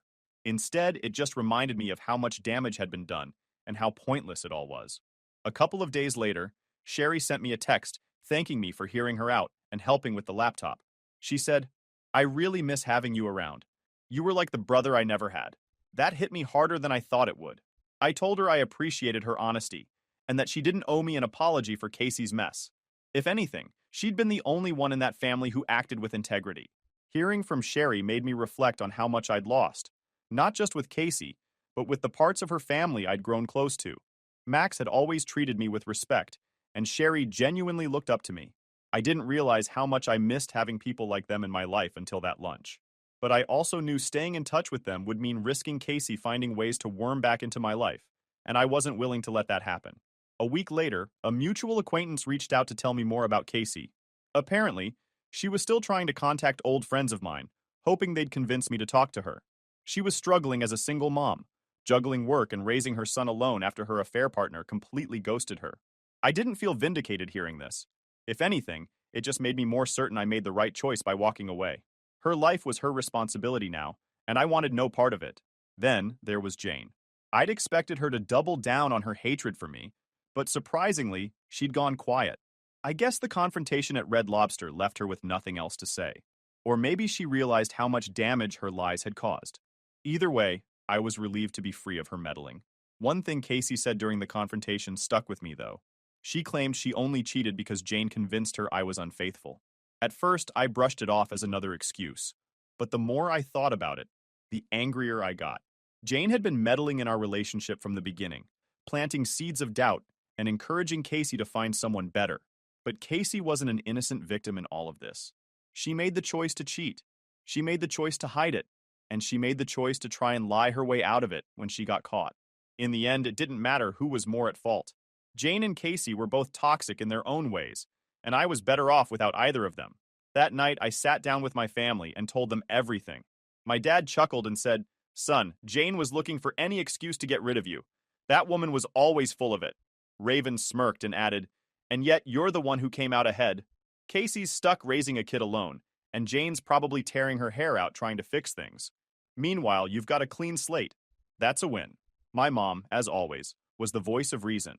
She hugged me and said, "Michael, I'm proud of you for standing your ground. You didn't let them manipulate you, and that takes strength." Final update. I thought things were finally done with Casey and her family. I had moved on, found peace, and was focusing on myself.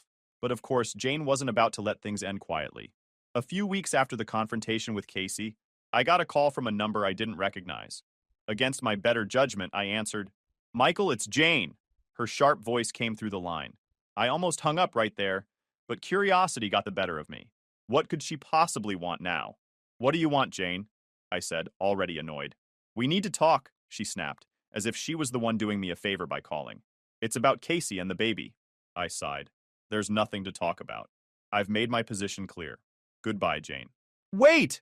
she barked before I could hang up. "I'm not asking you to get back with Casey. I just think you should take responsibility for your part in this mess." That got my attention. "My part?" I asked, incredulous. "What part is that, Jane? I wasn't the one who cheated. I wasn't the one who lied. So please enlighten me." Jane let out an exasperated sigh, as if I were the one being unreasonable. "Casey is struggling. She's a single mother because of a misunderstanding that could have been avoided if you just explained things to me from the start." I couldn't believe what I was hearing. "Are you seriously blaming me for Casey's affair? You were the one who introduced her to the guy. You were the one who convinced her I was cheating. Don't put this on me." Jane ignored my words entirely. "That baby needs a father, Michael. You were practically part of the family for years. It's time you stepped up and helped. If not for Casey, then for the child." I was so stunned I didn't know how to respond at first. When I finally found my voice, I said, "Jane, let me make this crystal clear. That baby is not mine. I owe you Casey, and her kid absolutely nothing. And if you call me again, I'll block you just like I did before." "You selfish boy," she hissed. "Do you think you'll ever find someone better than Casey? She made a mistake, but she's still the best you'll ever do. You're throwing away a good woman over something so trivial." That did it. I laughed. An actual, deep belly laugh, because it was so ridiculous. "Trivial?" I repeated.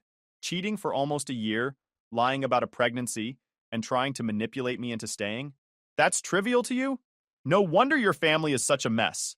Before she could respond, I hung up and immediately blocked her number. I thought that would be the end of it, but Jane wasn't done. The next day, I got a call from Max. He sounded tired and stressed, which was unusual for him. "Michael, I need to apologize in advance," he said. "Jane's been out of control. She's planning to come to your workplace." "What?" I asked, completely caught off guard. "Why would she do that?" "She says you need to face her and take responsibility," Max explained. "I've tried talking her out of it, but you know how she is." I groaned, already dreading the confrontation. Sure enough, later that afternoon, Jane showed up at my job. She stormed into the office, demanding to see me. Thankfully, my manager intercepted her and asked what she wanted. "I need to speak to Michael," Jane said, loud enough for everyone to hear. "It's a private family matter." I was in the back, but I could hear her clear as day. My manager came to get me, looking concerned. "Do you know this woman?" she asked. "Unfortunately, yes," I said. "I'll handle it." When I walked out to meet Jane, she immediately started her tirade. "You've been ignoring me, and I won't stand for it," she said, glaring at me like I was a misbehaving child. "You're going to listen to what I have to say." "No, I'm not," I replied. "You're on private property, and you're disrupting my workplace. Leave now, or I'll have security escort you out." That only made her angrier. You can't just ignore your responsibilities, Michael. I'll tell everyone here what kind of man you really are. I crossed my arms. Go ahead. Tell them how your daughter cheated on me, lied about her pregnancy, and tried to manipulate me. See how much sympathy you get. Jane's face turned red, and for a moment, I thought she might actually explode.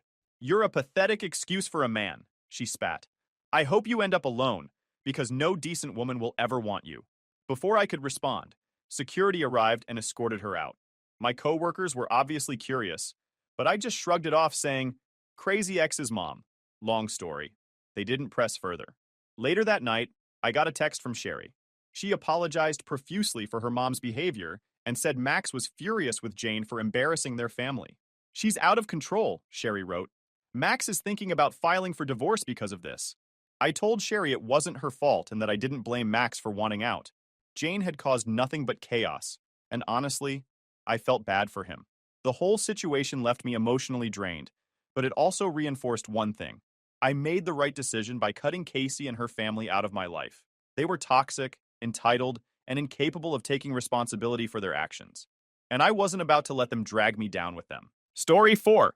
The story is titled, My Brother Framed Me. My Family Disowned Me. And even after the truth came out, they stayed out of contact. But now they're reaching out because they need my help, so I took over their business. Hey everyone! Before we jump into today's video, I need your help. We've noticed the channel is losing some traction, and subscribing is one of the best ways you can support us. It's quick, free, and it helps us keep bringing you awesome content. Your support means the world.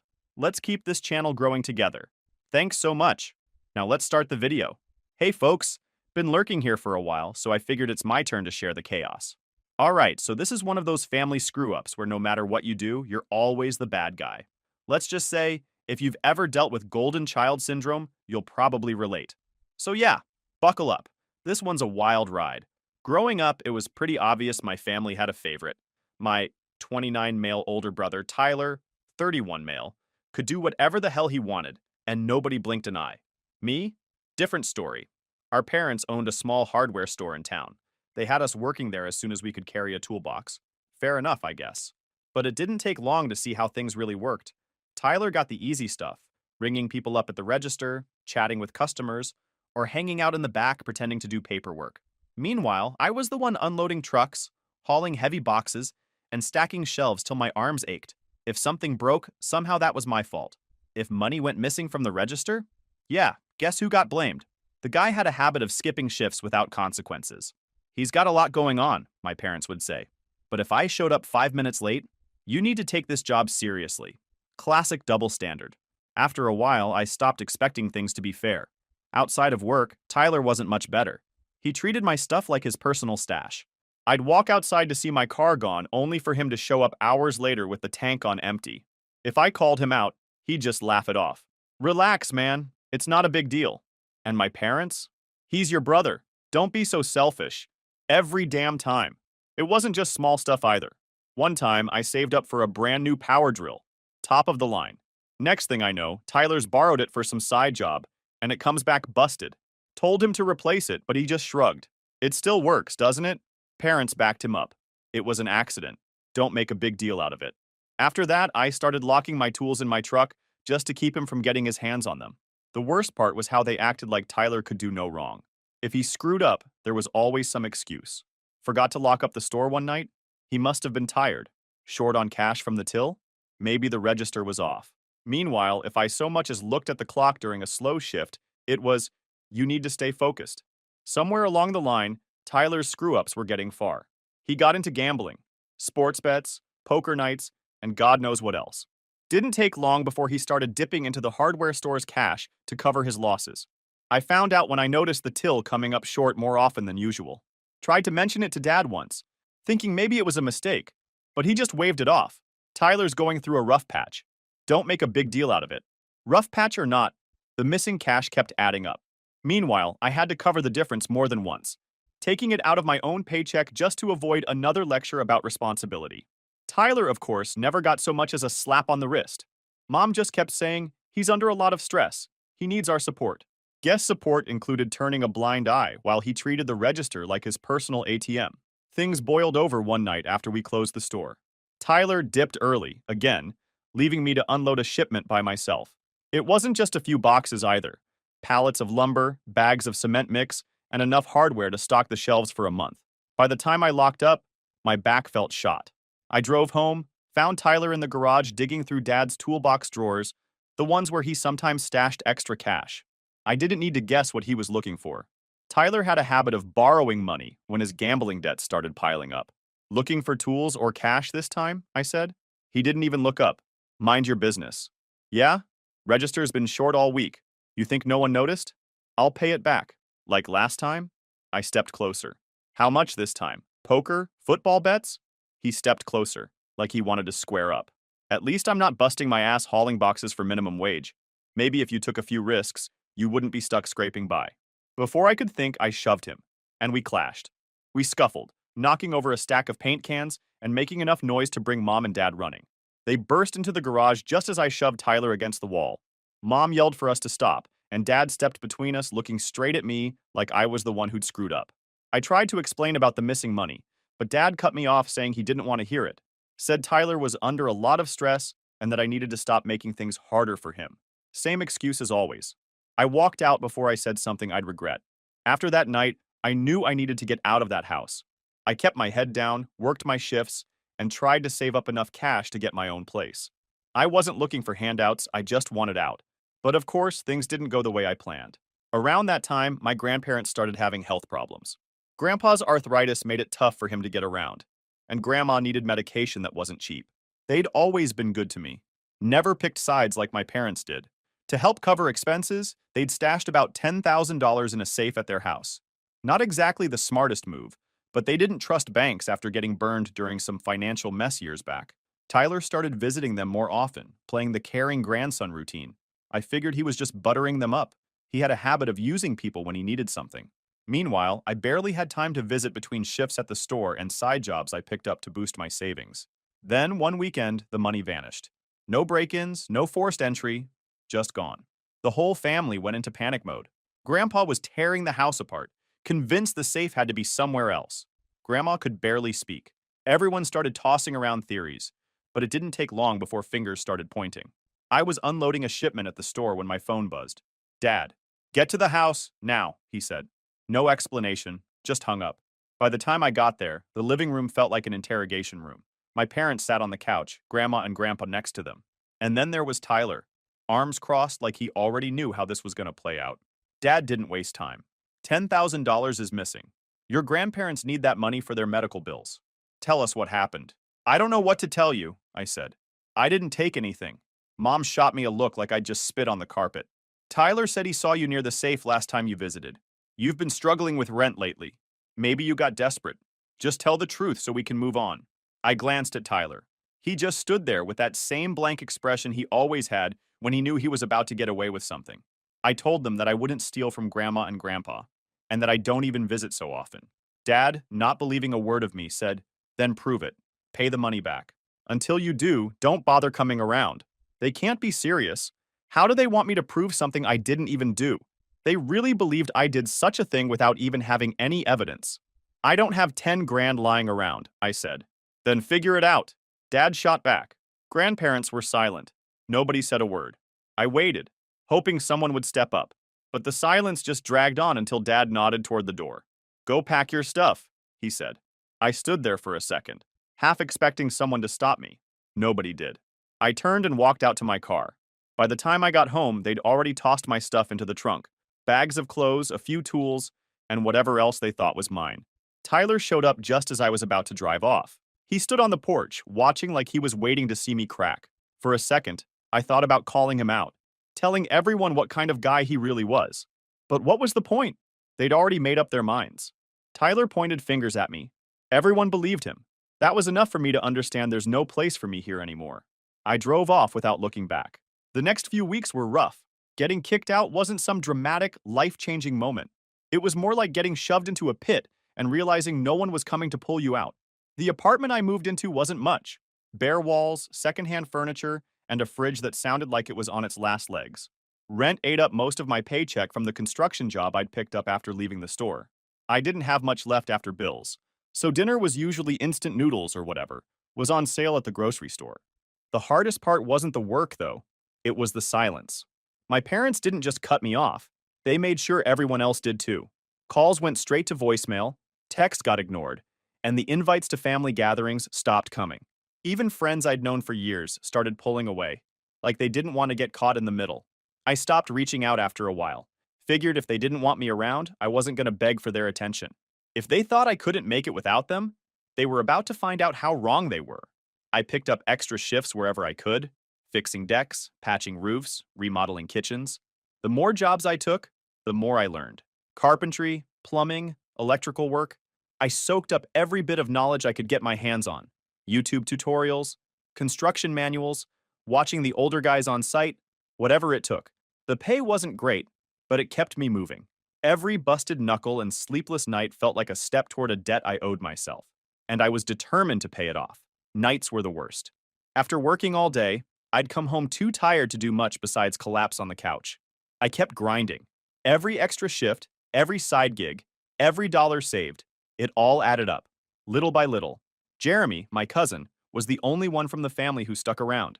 He never bought the whole thief story, probably because he knew what kind of guy Tyler really was. Jeremy worked construction too, so he helped me land a few bigger jobs.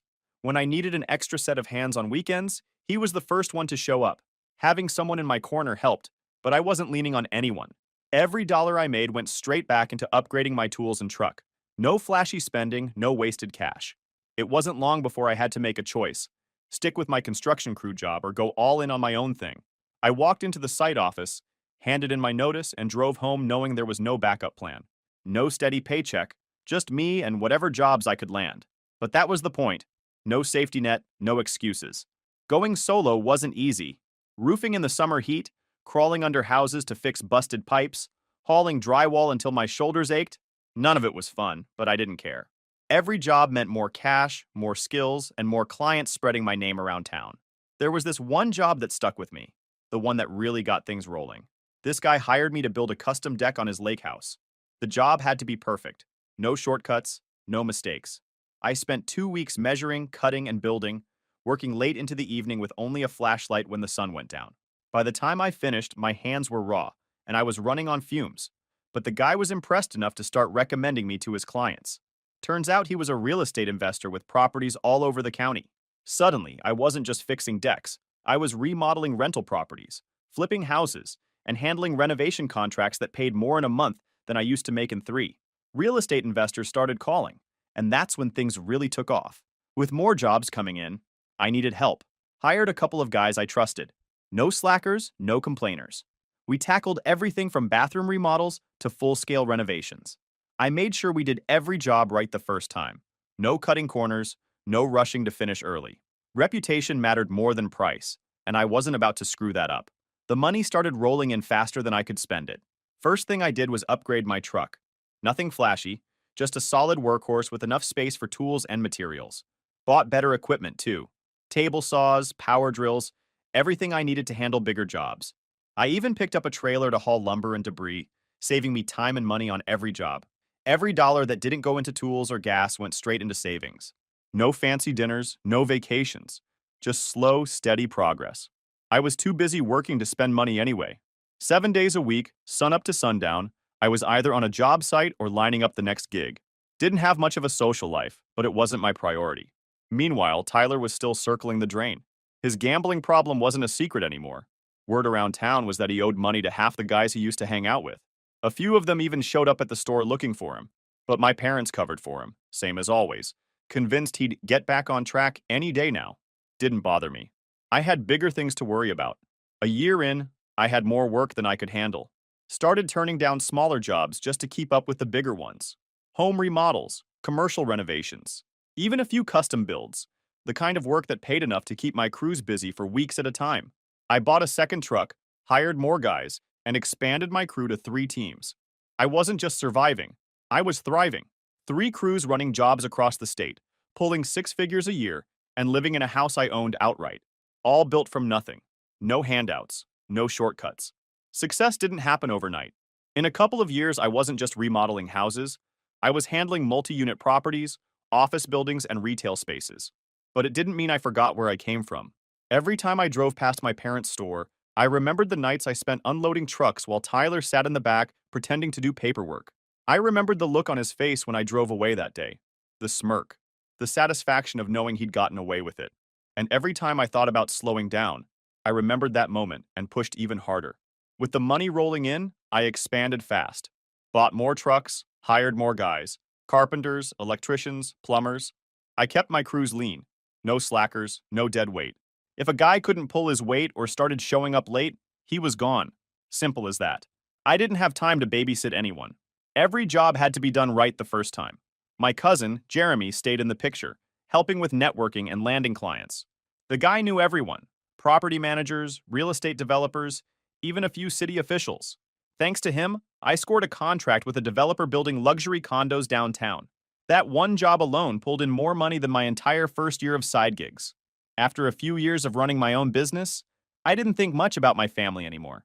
My days were packed with renovation projects, managing crews, and chasing deadlines. I barely had time to sleep, let alone dwell on what happened. But every now and then, Jeremy would fill me in. Turns out, Tyler had tried to start his own handyman business at one point. Probably figured if I could do it, so could he. But surprise, surprise, it didn't last long. Poor management, missed deadlines, and a reputation for cutting corners killed any chance he had. Clients started leaving bad reviews, word spread, and soon nobody wanted to hire him. The funny thing was, I didn't feel much of anything about it. No satisfaction, no sense of justice, just indifference. I was too focused on my own life to care. But karma has a way of showing up when you least expect it. It all came to a head one summer during a family get-together. I wasn't there, hadn't been invited to a family event in years, but Jeremy filled me in later. Apparently, Tyler showed up already looking rough. He was nursing the kind of stress that comes from owing money to people who don't forget debts. But, true to form, he couldn't keep his mouth shut. After a few too many drinks, he started bragging, talking about his big wins and how he was going to turn things around soon. And then he slipped up. Maybe he thought no one would catch it, or maybe he was just too far gone to care. But somewhere in the middle of his rambling, he let it slip that he'd borrowed the money from Grandpa's safe to cover a gambling debt. Thought he'd win big and put it back before anyone noticed. Only the winning part never happened. Grandpa didn't yell or make a scene. He just stood up, looked Tyler square in the eye, and told him to leave. No more handouts, no more second chances. Grandma didn't say anything, just sat there with her hands folded in her lap, looking like she'd already known the truth all along. Tyler tried to talk his way out of it, said he'd pay them back once he got back on his feet. Nobody bought it. My parents, true to form, tried to smooth things over. He's going through a rough patch. We just need to support him. He is just drunk and babbling random stuff. But Grandpa wasn't having it. Don't make excuses for him. He stole from us and threw it on his brother. That's the kind of man he is. That was the end of it. Tyler left, slamming the door behind him. Nobody followed. When Jeremy called to tell me, I didn't say much. Just let the news settle in. I wasn't surprised. I'd suspected Tyler from the start, but hearing the truth out loud still hit differently. Not because it changed anything. My family had already made their choice years ago. But there was a part of me that felt satisfied. I asked Jeremy how the rest of the family reacted. Turns out, most of them just wanted to move on. Nobody talked about how they'd all stood by while I got kicked out. Nobody brought up the fact that they'd cut me off without a second thought. It was like they all just wanted to pretend none of it had ever happened. The only one who seemed to care was Grandpa. A few days after the blow-up, he called me for the first time in years. I almost didn't pick up. Thought maybe he wanted to smooth things over like nothing had happened. He didn't say much, just asked how I was doing, if business was going well. I could hear the strain in his voice, like he wasn't sure what to say. Finally, after a long pause, he said, I should have spoken up that day. I knew you didn't take that money, but I guess I didn't know how to go against the rest of the family. I didn't say much in response, just told him I was doing fine. Maybe if he'd called years earlier, things would have been different. But by then, I'd already built a life without them. I didn't need their apologies. After that, I didn't hear from him again. Jeremy told me later that Grandpa stopped coming to family gatherings as often. Guess the whole thing hit him harder than anyone realized. As for Tyler, things didn't get any better. Last I heard, he was still bouncing between jobs, trying to scrape together enough to keep the lights on. Nobody wanted to hire a guy with a reputation for stealing from his own family. Even the people he used to gamble with stopped loaning him money. Word gets around fast in a small town. My parents kept their distance too. Whether it was guilt or pride, I didn't know. but they never reached out. Not until the day they needed something from me. A few months after the bug news at the family gathering, life had settled into a rhythm. Business was still booming. Between managing contracts, overseeing job sites, and keeping up with payroll, there wasn't much time for anything else. Not that I minded. The grind was the only thing that kept me grounded. Then one evening, my phone buzzed while I was going over invoices at my kitchen table. I froze. It was my dad. I hadn't heard from him in years. For a second, I thought about letting it go to voicemail, but something told me to answer. "Hey, it's been a while," he said. He sounded like he wasn't sure how to start. "Yeah, it has. What's up?" I kept my tone flat. No point in pretending this was a social call. After a few minutes of him pretending to care and apologizing for tossing me aside, years ago, he finally spit, "Well, the store's hit a rough patch. Some unexpected expenses came up, and we're having trouble keeping up with the bills. I heard you've been doing well. Thought maybe you could help out. Maybe invest a little to keep things running?" The audacity got me staring for a moment, to be honest. The same guy who kicked me out without proof was now asking for my money. Part of me wanted to laugh and hang up without another word. But instead, I just said, "I'll think about it," and ended the call. That's where some brilliant idea came to me. So I called them 1 week later, and we agreed to meet up. We met at a diner near the old neighborhood. Mom and Dad sat across from me, looking worn down. No apologies, no acknowledgement of the past, just awkward small talk until Dad finally got to the point. "The bank's calling in our loans," he said. "If we can't come up with the money, we'll lose the store. We need an investor, someone we can trust." I let the silence stretch out just long enough to make them squirm. Then I laid out my terms. I'd pay off the debts, but I wanted 51% ownership, majority control, full authority to hire, fire, and make any decisions I saw fit. No exceptions. They were stunned at first. Of course, they expected me to help under no conditions and just throw my money at them. They wanted to argue, but I cut them off before they could start. "Take it or leave it. That's the only way I'd accept helping you. But if you leave it, the store's done." For a moment, neither of them said anything. I could see the struggle in their eyes, the ego clashing with the reality of their situation. But ego doesn't pay the bills. After a long pause, he nodded. "All right," Dad said. They signed the papers right there in the diner. Just like that, I became the owner of the business they once kicked me out of. Taking control of the store didn't feel like some big victory at first. It was just another job, another challenge to tackle. But as the weeks went by, the reality of it started to sink in. I wasn't just running the place, I owned it. The same building where I used to haul boxes and mop floors was now mine. Every decision, every paycheck, every dollar of profit, it all came through me. First thing I did was go through the books. The place was a mess. Missed payments, bad inventory orders, and deals that should have never been signed. I spent the next week tearing through every account, cutting unnecessary expenses, and locking down the budget. No more freebies for family, no more favors that cut into profits. Then I moved to cleaning house. Tyler had to go first, but there were still a few employees who'd gotten too comfortable slacking off. They clocked in late, took long breaks, and acted like they were doing me a favor just by showing up. I gave them a week to shape up. Most of them didn't, so they were gone. No warnings, no second chances. I needed people who understood that this wasn't the same store it used to be. Once the staffing issues were sorted, I turned my focus to the finances. The books were worse than I expected. Overdue bills, bad supplier contracts, and enough wasted inventory to fill a warehouse. I spent hours going through every account, cutting unnecessary expenses, and renegotiating deals with suppliers. Some of them tried to push back, thinking they could take advantage of the new owner, but I made it clear that those days were over. Either they gave me better terms, or I'd take my business elsewhere. Most of them caved, the ones who didn't got replaced. With the finances under control, I tackled the inventory. Half the shelves were stocked with items that nobody bought. Cheap tools, outdated equipment, and random hardware that had been collecting dust for years. I cleared it all out, slashed prices to move the dead stock, and used the cash to bring in products that customers actually wanted. I added new lines of power tools, high-quality building materials, and specialty items that contractors couldn't get anywhere else in town. As for Tyler, it was time to give him what he fucking deserved.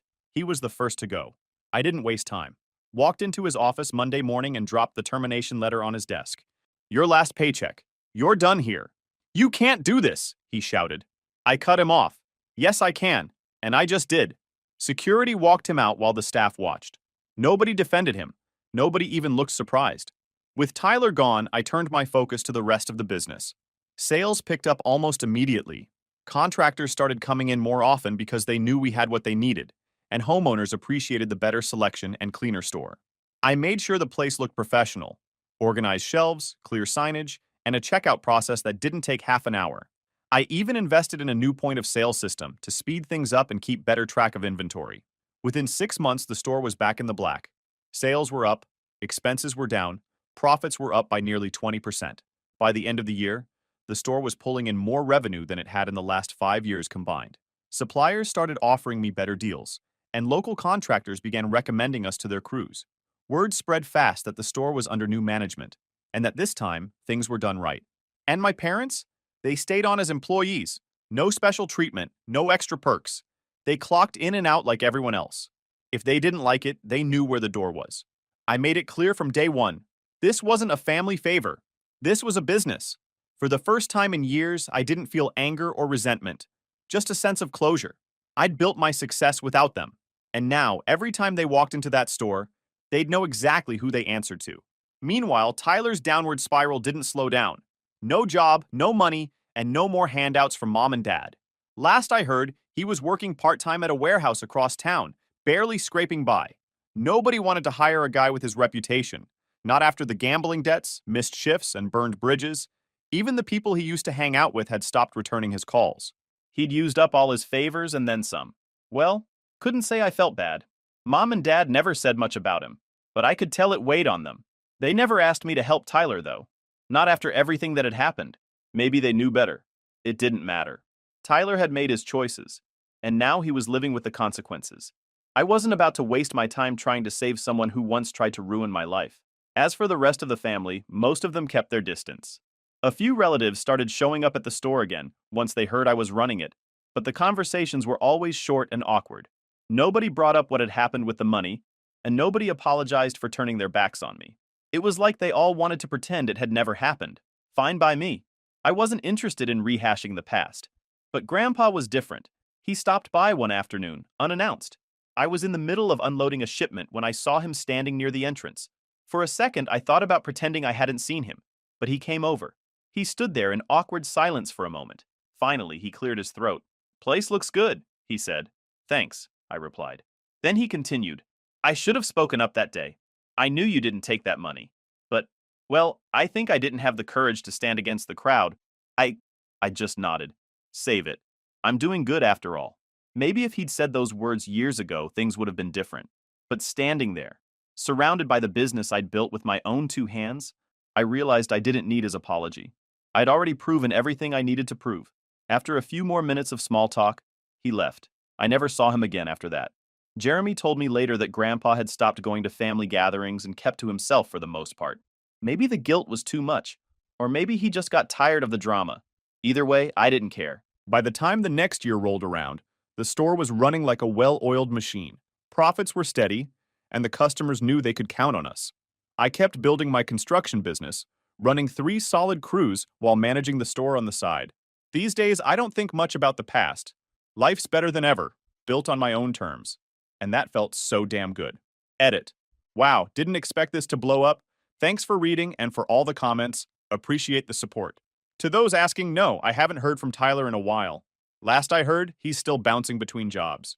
As for my parents, they've learned to keep things professional at the store. We're civil, but that's about it. Life's good, and I'm just focused on what's next. Thanks again, y'all. Story 5. This story is titled, "My Wife Said, You're Lucky I Haven't Left Yet." So I packed her bags and showed her the way out, and now she is regretting it.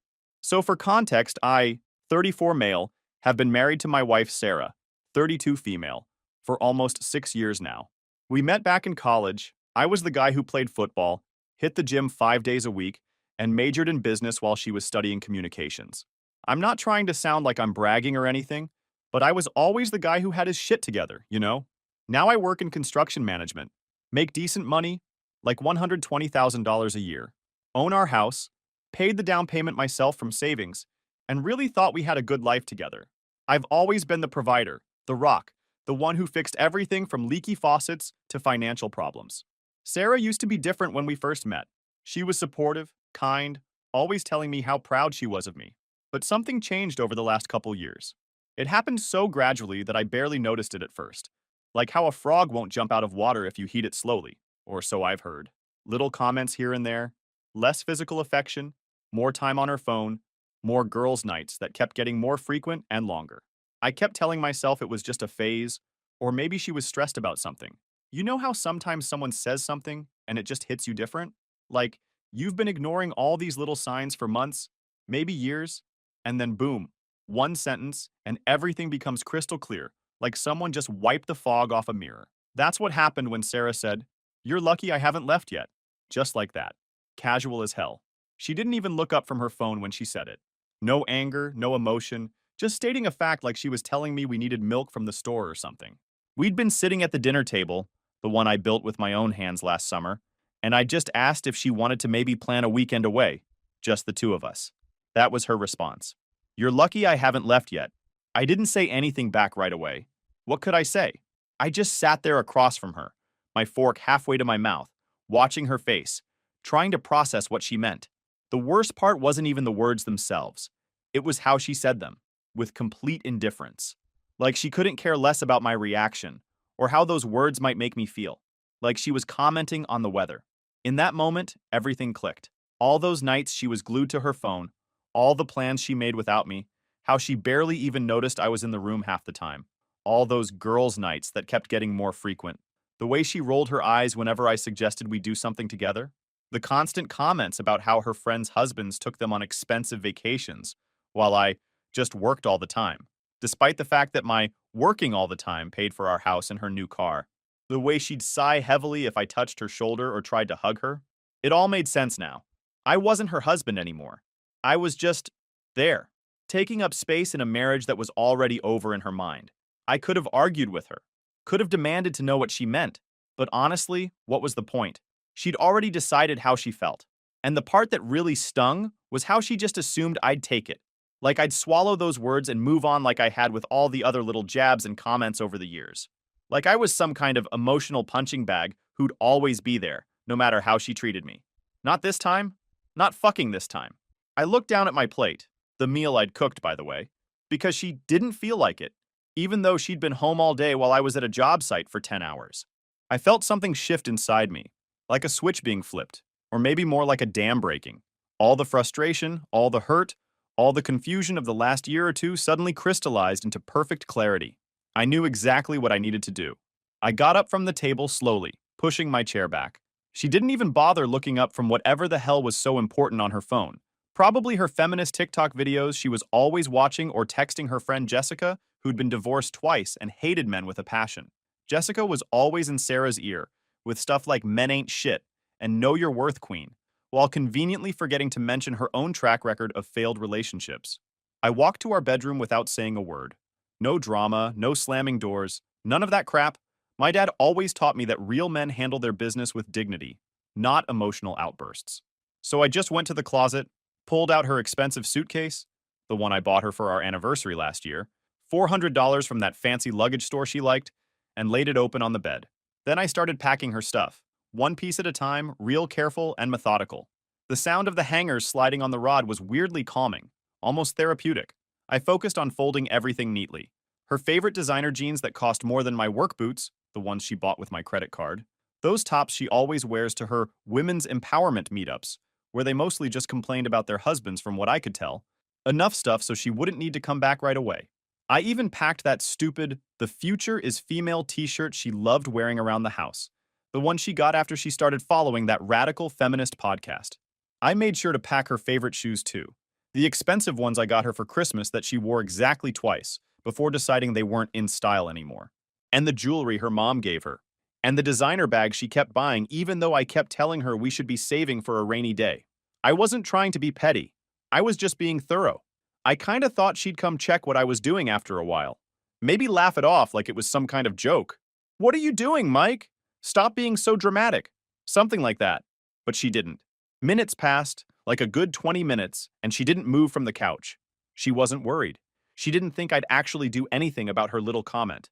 And that told me everything I needed to know about where we stood. In her mind, I was a pushover who would never stand up for himself. So I kept packing.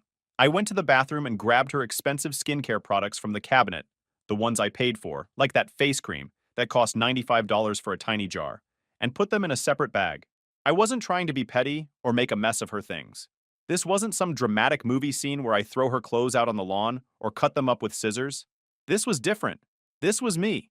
6 feet 2 inches, 220 pounds of mostly muscle from years of construction work and gym time, finally standing up for myself in the most controlled way possible. I've never been the type of guy to lose my temper. Even when other guys on the construction site get into heated arguments, I'm usually the one who stays calm and breaks it up. My foreman always says I should have been a mediator or something. But being calm doesn't mean being weak, and that's what Sarah never understood. She mistook my patience and self-control for weakness, my desire to make peace for desperation. She thought she could push me as far as she wanted, and I'd never push back.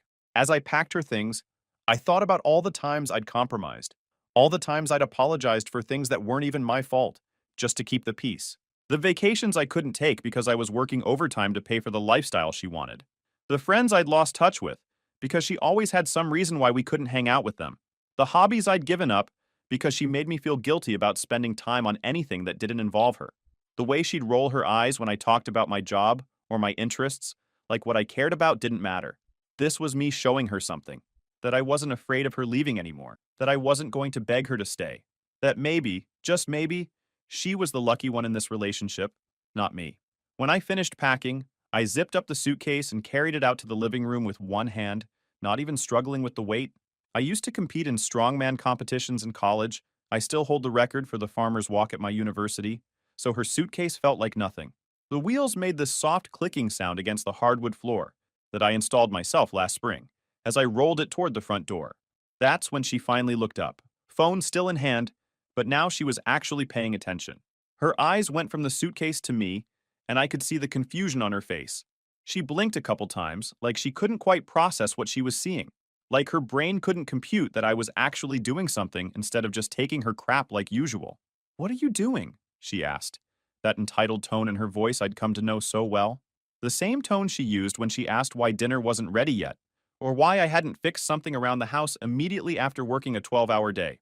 I took a deep breath and looked her straight in the eyes. I didn't raise my voice, didn't get emotional, just stated facts. "You said I was lucky you haven't left yet," I told her, keeping my voice steady and deep.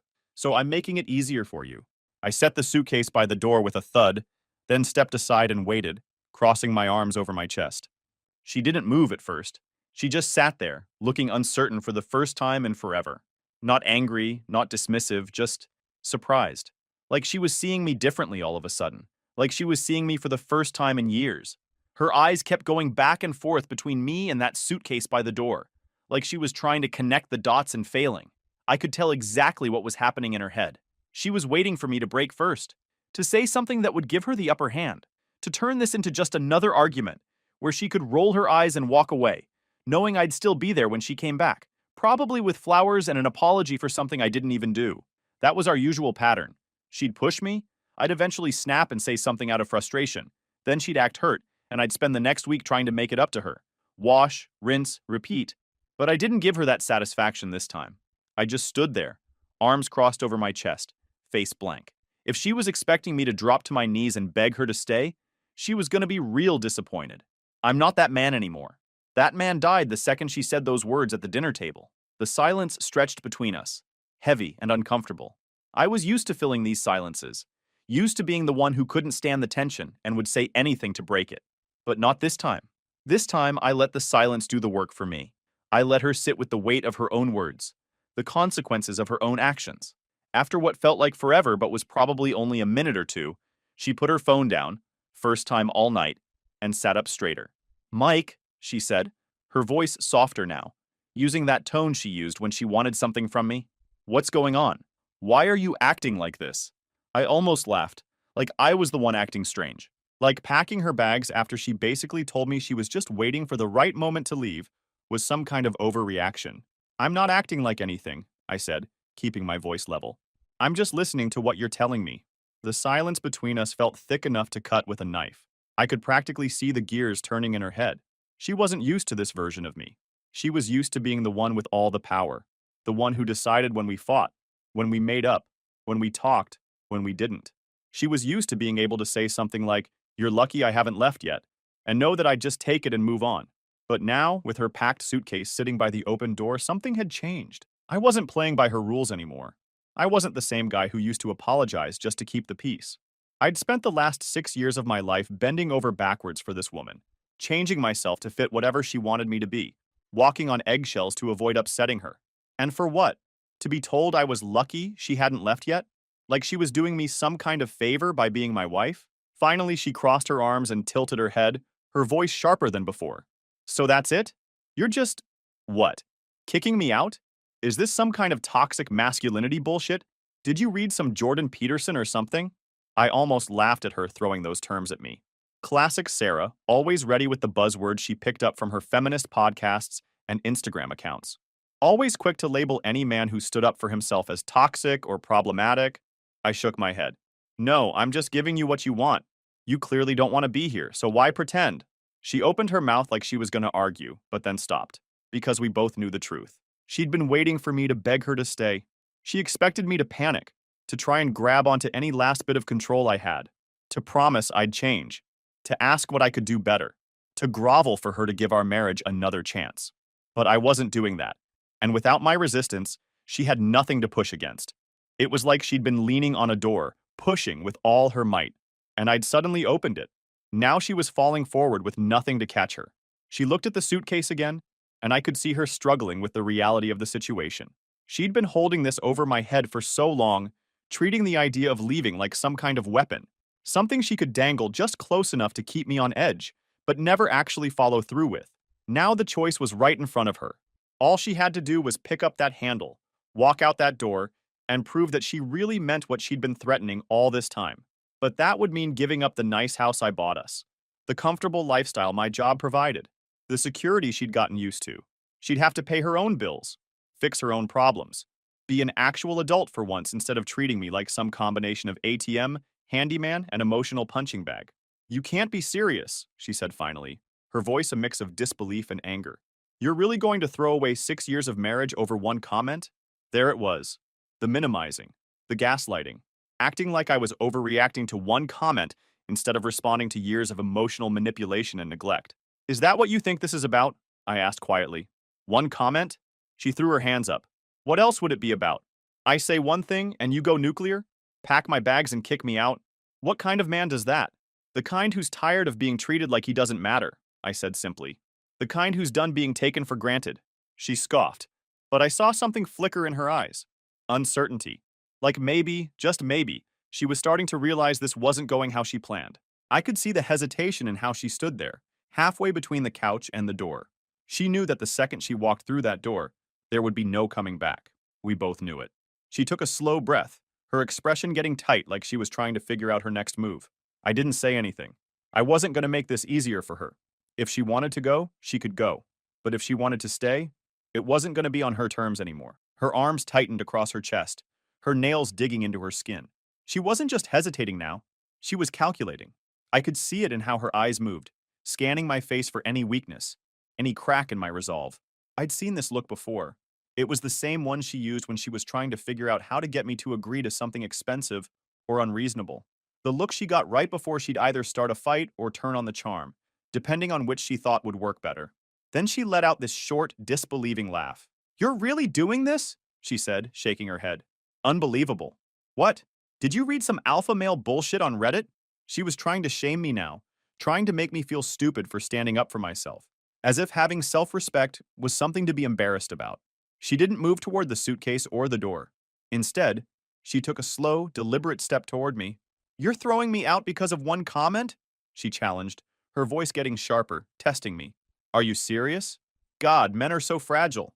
One little thing and you completely fall apart."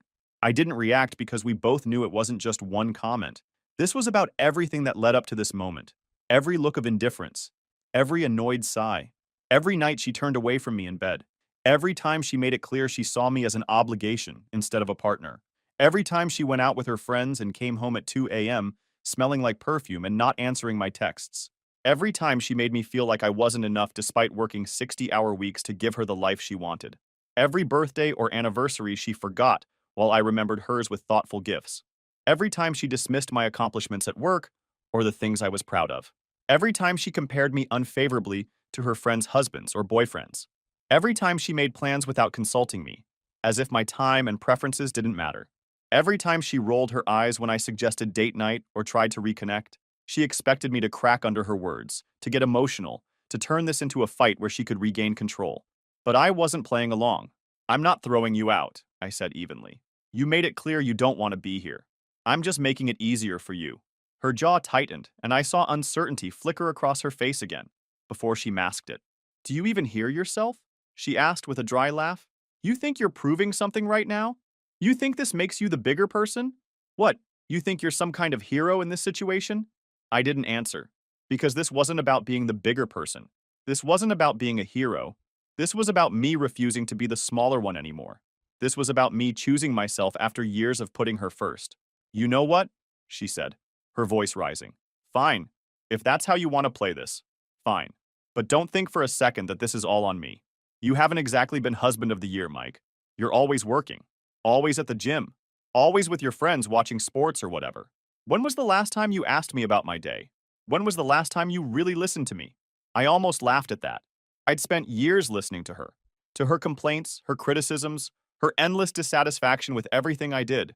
But I wasn't going to get dragged into defending myself. That's what she wanted. To turn this around, make it about my failings instead of her words and actions. If that's how you felt, I said quietly, you could have talked to me about it, instead of telling me I'm lucky you haven't left yet. Her eyes locked onto mine, waiting for some kind of reaction, something she could use. When I gave her nothing, she stepped closer, her voice dropping lower. You want me to leave? Fine. But don't pretend this is some noble move. Don't act like you're doing me a favor. You have no idea what I've been dealing with being married to you. I still didn't speak. I didn't need to. And she hated that. I could see the frustration building under the surface, the way her fingers twitched at her sides. This wasn't going how she planned. She had spent so much time convincing herself that I needed her more than she needed me, that she could throw out a line like, "You're lucky I haven't left yet," and I would jump through hoops to prove her wrong, to keep her here. She never expected me to call her bluff. She never expected me to stand tall, shoulders back, looking down at her with complete indifference to her manipulation tactics. I'm not a small guy. Like I said, 6 feet 2 inches, 220 pounds, still hit the gym 4 to 5 times a week despite my busy work schedule. I've always been physically imposing, but I've also always been careful with that fact, gentle even. Never used my size to intimidate her or anyone else. But in that moment, I could see that she was suddenly aware of the physical difference between us, aware that I was no longer making myself smaller to make her comfortable. For a moment, she just stood there breathing heavy, her expression a mix of defiance and something else, something that almost looked like regret, but not quite. Then she exhaled sharply and turned away, pacing toward the couch. She ran a hand through her hair, frustration in every movement. This is ridiculous, she muttered. You're being ridiculous. I can't believe you're acting this way. After everything I've done for you. I wanted to ask what exactly she thought she'd done for me, but I held my tongue. This wasn't about trading grievances or keeping score. This was about the fact that she didn't want to be in this marriage anymore, but didn't have the courage to end it herself. I leaned against the wall, arms crossed, muscles tensed, waiting. Because now she had a choice to make, and for the first time, I wasn't going to make it for her. She paced back and forth, her steps uneven. She was stalling, and we both knew it. Her arms stayed crossed, her jaw set tight like she was physically holding herself together. But I could see the tension in her shoulders, the way her fingers twitched slightly against her skin. She wasn't leaving. Not yet. Because now that it was real, now that the suitcase was packed and the door was open, something was different. She had spent so much time making sure I knew she was willing to leave, dangled it in front of me as a constant reminder that my place in her life wasn't guaranteed. But the moment she actually had to decide, the weight of it hit her. She was suddenly realizing what she'd be giving up. The security, the comfort, the man who, despite her constant criticism and emotional games, had always been there, always provided, always protected. The house she loved showing off to her friends. The lifestyle my income afforded her. The fact that she could work part-time at a boutique making barely above minimum wage because my salary covered most of our expenses. This isn't fair, she said finally, turning back to face me. You can't just spring this on me out of nowhere. It's not out of nowhere, I replied, keeping my voice calm. You've been checking out of this marriage for a long time, Sarah. You've made it clear how you feel. I'm just finally listening. She shook her head, a humorless laugh escaping her. So that's it? One comment and you're done? Just like that? If that's what you want to believe, go ahead.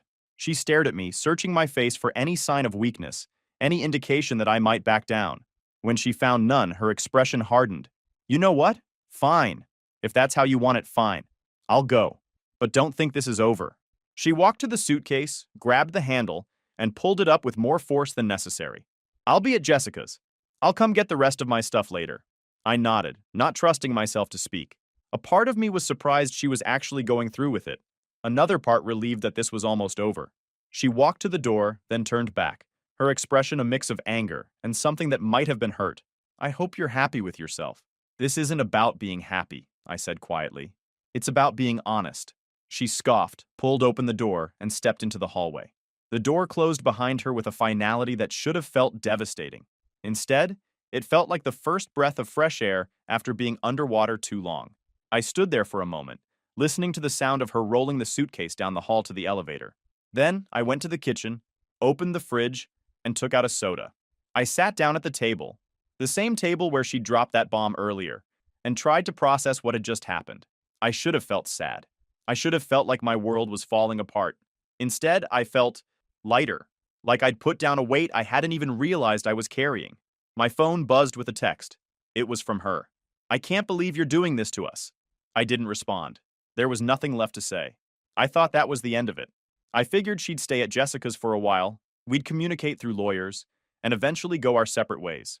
I was already mentally preparing for the divorce, figuring out what assets we'd need to split, wondering if she'd try to take half of everything despite contributing next to nothing financially. But 2 days later, everything changed again. I was at work, overseeing a project, when my phone started blowing up with notifications. Text messages, voicemails, all from Sarah. At first, I ignored them. I had a job to do, and I wasn't going to let our personal drama affect my work. But when my phone rang for the 6th time in an hour, I finally stepped away to check what was going on. 15 missed calls, 23 text messages, all from Sarah. The texts ranged from angry, "How could you do this to me?" to pleading, "Please call me back, we need to talk," to threatening, "You're going to regret this." But it was the last few that caught my attention. "I need to talk to you about Kevin. Please, Mike. It's important." I made a mistake. Kevin was her boss at the boutique where she worked. A married guy in his mid-40s who drove a BMW and always had a fresh tan, even in the dead of winter. I'd met him a few times at store events, never liked him much. He had a way of looking at Sarah that made me uncomfortable. But whenever I mentioned it, she'd accuse me of being jealous and insecure. I called her back during my lunch break. She answered on the first ring. "Mike," she said, her voice shaky. "Thank God. We need to talk." "I'm listening," I said, keeping my voice neutral. "Not over the phone. Can you come to Jessica's after work? Please? It's important." Every instinct told me to say no, to keep my distance, to protect myself from whatever new manipulation she was planning. But curiosity got the better of me. "I'll be there at 6, I said, then hung up before she could say anything else. The rest of the day dragged. My mind kept going back to that name, Kevin. I had suspected something was off for months, but I'd always pushed those thoughts away. Trusted her, even when my gut told me not to. Now I was wondering if my worst fears were about to be confirmed. At 6 sharp, I knocked on Jessica's apartment door. Sarah opened it, looking like hell. Her eyes were red and puffy, her hair unwashed, her clothes wrinkled like she'd been sleeping in them. Behind her, I could see Jessica sitting on the couch, looking uncomfortable. "Thanks for coming," Sarah said, stepping aside to let me in. "Jess, can you give us a minute?" Jessica nodded and quickly retreated to what I assumed was her bedroom. I stood awkwardly in the living room, not wanting to sit down, not wanting to get comfortable. "So," I said, "what's going on?" Sarah took a deep breath, like she was steeling herself for something difficult. "Kevin fired me yesterday." I raised an eyebrow, but said nothing. He said I was creating a hostile work environment, that I was unstable." Her voice cracked on the last word. "He gave me my final paycheck and told me not to come back." I still didn't speak. I was waiting for the rest of it, the part that explained the urgency, the multiple calls and texts. She must have realized I wasn't going to make this easy for her, because she continued, her words coming faster now. "The thing is, Kevin and I, we had a thing. Not like a full affair or anything," she added quickly, seeing my expression harden. "Just some flirting, some texts, maybe a little more." "Define a little more," I said, my voice cold. She looked down at her hands.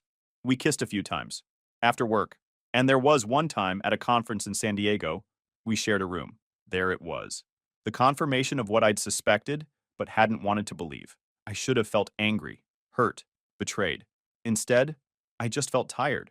So fucking tired. Why are you telling me this now? I asked. Because I made a mistake, she said, looking up at me, tears in her eyes. Because I realize now what I threw away. Because his wife found out and threatened to tell you if I didn't, and I wanted you to hear it from me first. Of course.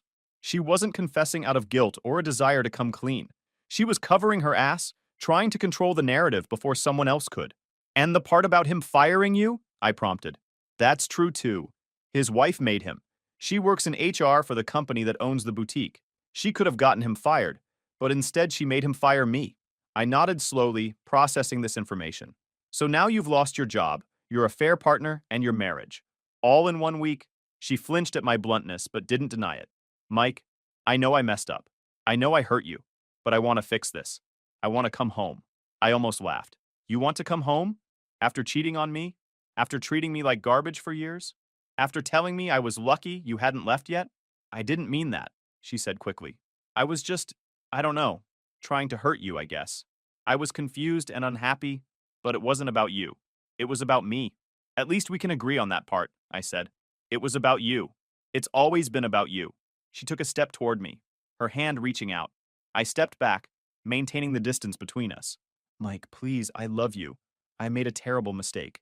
Several mistakes, but I never stopped loving you. I looked at her, really looked at her, and tried to remember the woman I'd fallen in love with in college. The woman who used to look at me like I hung the moon. The woman who used to curl up against me at night like I was her sanctuary. That woman was gone, if she'd ever really existed at all. I don't believe you, I said simply. And even if I did, it wouldn't matter. You don't treat people you love the way you've treated me.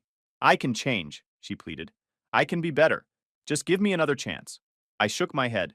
No. The word hung between us. Small but definitive. A number such a simple word, but one I'd rarely used with her. I'd always been yes. Yes to what she wanted. Yes to her demands. Yes to her criticisms. Yes to diminishing myself to make her comfortable. Not anymore. Then I pulled out my phone and showed her the screenshots. I showed her a piece of evidence. The bank statements showing she'd been transferring small amounts, a few hundred here, a few hundred there, from our joint account to her personal account, building up a safety net for herself, planning her exit strategy while spending my money. I've known for months, I told her. Just wanted to see how far you'd go. Turns out, pretty far. Her face went pale. Mike, I can explain. I cut her off. Here's what's going to happen. You're going to sign the divorce papers I've already had drawn up.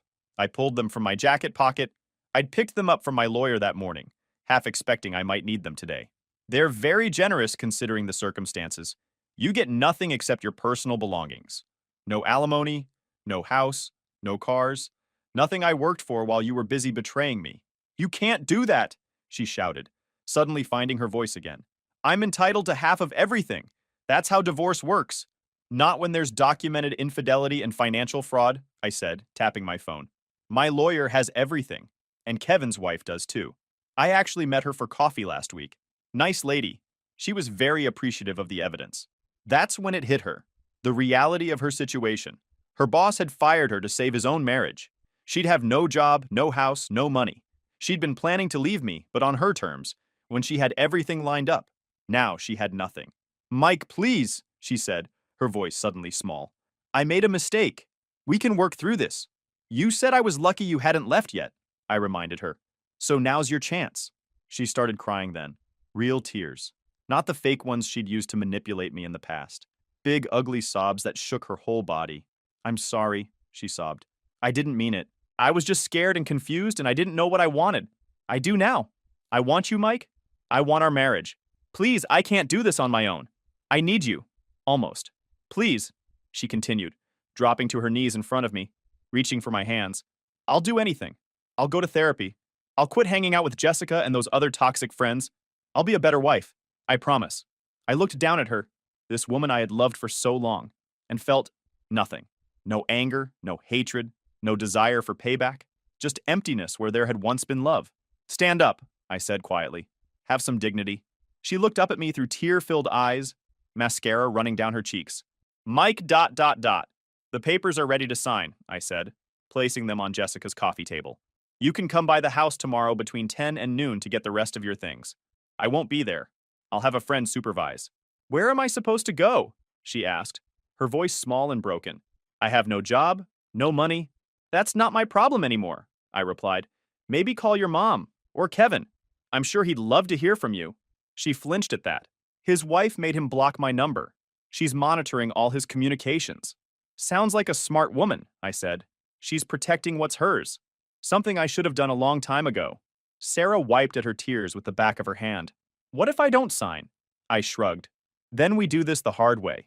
Full disclosure of everything in court. Your affair becomes public record. Kevin gets dragged in to testify. His wife finds out every detail. Your parents find out. Everyone finds out. She closed her eyes, shoulders slumping in defeat. You've thought of everything, haven't you? I've had plenty of time to think while you were busy with Kevin. She looked at me one last time, a final plea in her eyes. When I didn't respond, she reached for the papers with shaking hands. Do you have a pen? She asked, her voice barely above a whisper. I handed her mine. I watched as she signed her name on each marked line, effectively ending our marriage. When she finished, I took the papers and stood to leave. She grabbed my arm as I passed. Is this really what you want? She asked. To throw away everything we had? I looked down at her hand on my arm, then back at her face. You already did that. I'm just making it official. Story 6. My wife sent a text from Vegas. Just married my coworker. You're pathetic, by the way. I replied, good. Then I blocked all her cards and changed the locks. But this morning, cops showed up at my door. Hey, everyone. Before we jump into today's video, I need your help. We've noticed the channel is losing some traction, and subscribing is one of the best ways you can support us. It's quick, free, and it helps us keep bringing you awesome content. Your support means the world. Let's keep this channel growing together. Thanks so much. Now let's start the video. Guys, I need to tell you this story because it's absolutely insane, and I'm still processing everything that happened. This is 100% real, and I have all the receipts to prove it. Buckle up because this is a wild ride from start to finish. All right, bros, let me paint you the picture. I, 32 male, work as a mechanical engineer at a manufacturing plant making around $78,000. Not rich, but I do all right. I own my house. Bought it when I was 27 before I met my ex. Drive a paid-off Toyota Tacoma, and I'm pretty smart with money. My dad always taught me to save first, spend second. I met Jessica, 29 female, about 3 years ago at my buddy Mike's barbecue. She worked as a customer service representative at some insurance office downtown, making maybe $28,000. But damn, she was gorgeous. Like seriously out of my league gorgeous. Long dark hair, always dressed to the nines, perfect makeup, the whole package. I was immediately hooked like a fish on a line. Looking back now, I should have seen the red flags from literally day one. On our first real date, she forgot her purse, and I had to pay for this $95 dinner at some fancy steakhouse. She ordered the most expensive steak on the menu, plus an appetizer and dessert. When I mentioned it later, nicely mind you, she hit me with, a real man always takes care of his woman, with this little giggle that should have made me run for the hills. But I was 29 and thinking with the wrong head, if you catch my drift. The dating phase was expensive as hell. Every date had to be at nice restaurants. She needed new outfits for everything. Wanted flowers, just because. Expected me to pay for her gas when she drove to see me. I probably spent $300 to $400 a month just on dating expenses. My buddies kept joking that I was whipped, but I thought I was just being a good boyfriend. We got married after dating for about 20 months. The wedding cost me $19,500. She wanted the perfect fairy tale day and kept adding stuff. Every conversation was about upgrading something. Flowers went from $800 to $1,200. The DJ package went from basic to premium. When I suggested we could scale back to save money, she'd start crying about how I didn't want her to be happy, and this is every girl's dream day. I paid for everything, including her $1,600 dress that she wore for exactly 4 hours. After we got married, Jessica quit her job because the commute was too stressful. It was 25 minutes, and she wanted to focus on being a proper wife and maybe starting a family. Sounds sweet, right? Except she didn't cook. We ordered takeout 4 to 5 nights a week. She didn't clean. I came home to the same mess I left in the morning. She didn't do laundry. My work clothes piled up until I did it myself on weekends. What did she do all day? Online shopping, getting her nails done, $60 every 2 weeks, meeting her equally entitled friends for lunch at expensive cafes, and watching Netflix. Our monthly expenses went from $2,800 when I was single to almost $4,200 as a married couple. I was basically funding her lifestyle while working 50-plus hour weeks. She got a new job about 10 months ago at this marketing company called Pinnacle Marketing, making $35,000. Her new boss was this guy Trevor, 36 male, who drives a leased Mercedes and thinks he's some kind of business genius. She started talking about him constantly. Trevor says the market is changing. Trevor thinks I have real potential. Trevor invited the whole team to this networking event. I figured she just respected him professionally. Shows how naive I was. The past few months, she'd been working late nights and going to team building events almost every week. She bought new clothes, started going to the gym religiously, she used to call exercise torture, and got a completely new hairstyle. When I complimented the changes, she said she was finally investing in herself and growing as a person. I thought my wife was becoming more confident and independent. Turns out she was just getting ready to trade up. So last Tuesday, March 19th, Jessica was supposed to be at some leadership retreat in Atlantic City. She'd been talking about it for 3 weeks, bought a whole new wardrobe, got her hair highlighted, even got a spray tan. She was really excited about the networking opportunities and learning from industry leaders. I helped her pack her bags Sunday night. She packed like she was going on a damn honeymoon. Fancy dresses, new lingerie, her best jewelry.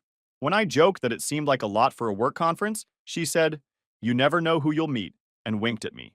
I should have known right then. Tuesday night, I'm laying in bed around 2:45 a.m. when my phone buzzes. Text from Jessica with a photo attached. I figured she was just letting me know she got to her hotel safe, or maybe sending a picture from some fancy restaurant. Holy shit, was I wrong.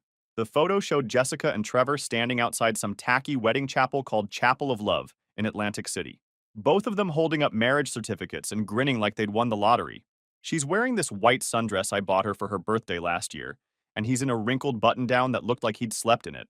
The text message said, "Just married Trevor. Been fucking him for 6 months. You pathetic loser. Your boring-ass personality made this too easy. Enjoy being alone forever." I just stared at that photo for probably 30 minutes. My brain couldn't process what I was seeing. 6 months. 6 fucking months. I started thinking back through the timeline, and everything clicked into place like puzzle pieces. All those late nights at the office and team-building dinners suddenly made perfect sense. The way she'd guard her phone like it contained nuclear codes. How she started doing her makeup every single day even to go grocery shopping. The new gym membership she was so excited about. All the new lingerie I stupidly thought was for my benefit. I felt like someone had punched me in the stomach and set my chest on fire at the same time. 3 years of my life. Almost $25,000 spent on a wedding. Thousands more supporting her while she wasn't working. And she'd been cheating on me for half a year while I was working overtime to pay for her lifestyle. After sitting there like a zombie staring at my phone, I finally typed back one word. Okay. Then I got to work. Here's where Jessica really fucked herself over. She was always completely terrible with money and never paid attention to our finances. She'd hand me bills and say, "Handle this boring stuff," whenever anything financial came up. Everything was in my name. The house, all the bank accounts, both cars, even her credit cards were just authorized user cards on my accounts. She never wanted to deal with what she called the boring money stuff. This turned out to be the biggest mistake of her cheating life. By 3:30 a.m., I had systematically destroyed her entire financial existence, canceled every single one of her credit cards. She had 4 of them, changed all passwords to every account she had access to, removed her as an authorized user on everything, transferred all money from our joint checking account, about $7,200, to my personal savings, called Peterson's 24-hour locksmith, screenshot every single transaction, account balance, and legal document I could think of. The locksmith was this gruff old guy named Roy who showed up at 4:20 a.m. in a beat-up truck. When I explained the situation, he just nodded and said, "Third cheating wife this month, son." They never think ahead, do they? Cost me $180, but he had all new deadbolts installed by 5:45 a.m. I even changed the garage door code and deactivated her key fob for good measure. While Roy worked, I went through every financial record I could find. Turns out Jessica had been way busier than I thought. She'd been using our grocery money to buy gifts for Trevor. I found receipts for expensive cologne, dress shirts, even a $400 watch charged to our household expenses card. She'd been financing her affair with my money for months. I went back to sleep around 6 a.m. and honestly slept better than I had in months. There's something weirdly peaceful about finally knowing the truth, even when it's devastating. Around 8:45 a.m., I'm woken up by aggressive pounding on my front door that sounded like someone was trying to break it down. I look through the peephole and see two cops standing there looking annoyed as hell. Sir, we received multiple calls about a domestic dispute. Your wife claims you've locked her out of her residence and stolen her property and money. I opened the door and immediately showed them the Atlantic City marriage photo on my phone. Officers? She's not my wife anymore. She married someone else about 6 hours ago. The older cop, probably mid-50s, raised his eyebrows so high they almost disappeared under his hat. The younger cop was clearly fighting back a smile, but trying to stay professional. She's also claiming financial abuse, theft, and domestic violence, the older cop continued. I had all my documentation ready in a folder. Officers, here's the deed showing I purchased this house in 2019, 2 years before we even met. Here are the credit card statements showing she was just an authorized user on my accounts. Here's documentation of my bank accounts showing everything is in my name. I haven't touched any of her personal belongings and I've never laid a hand on her. They asked to see the marriage text to verify it was real and asked me to forward it to them.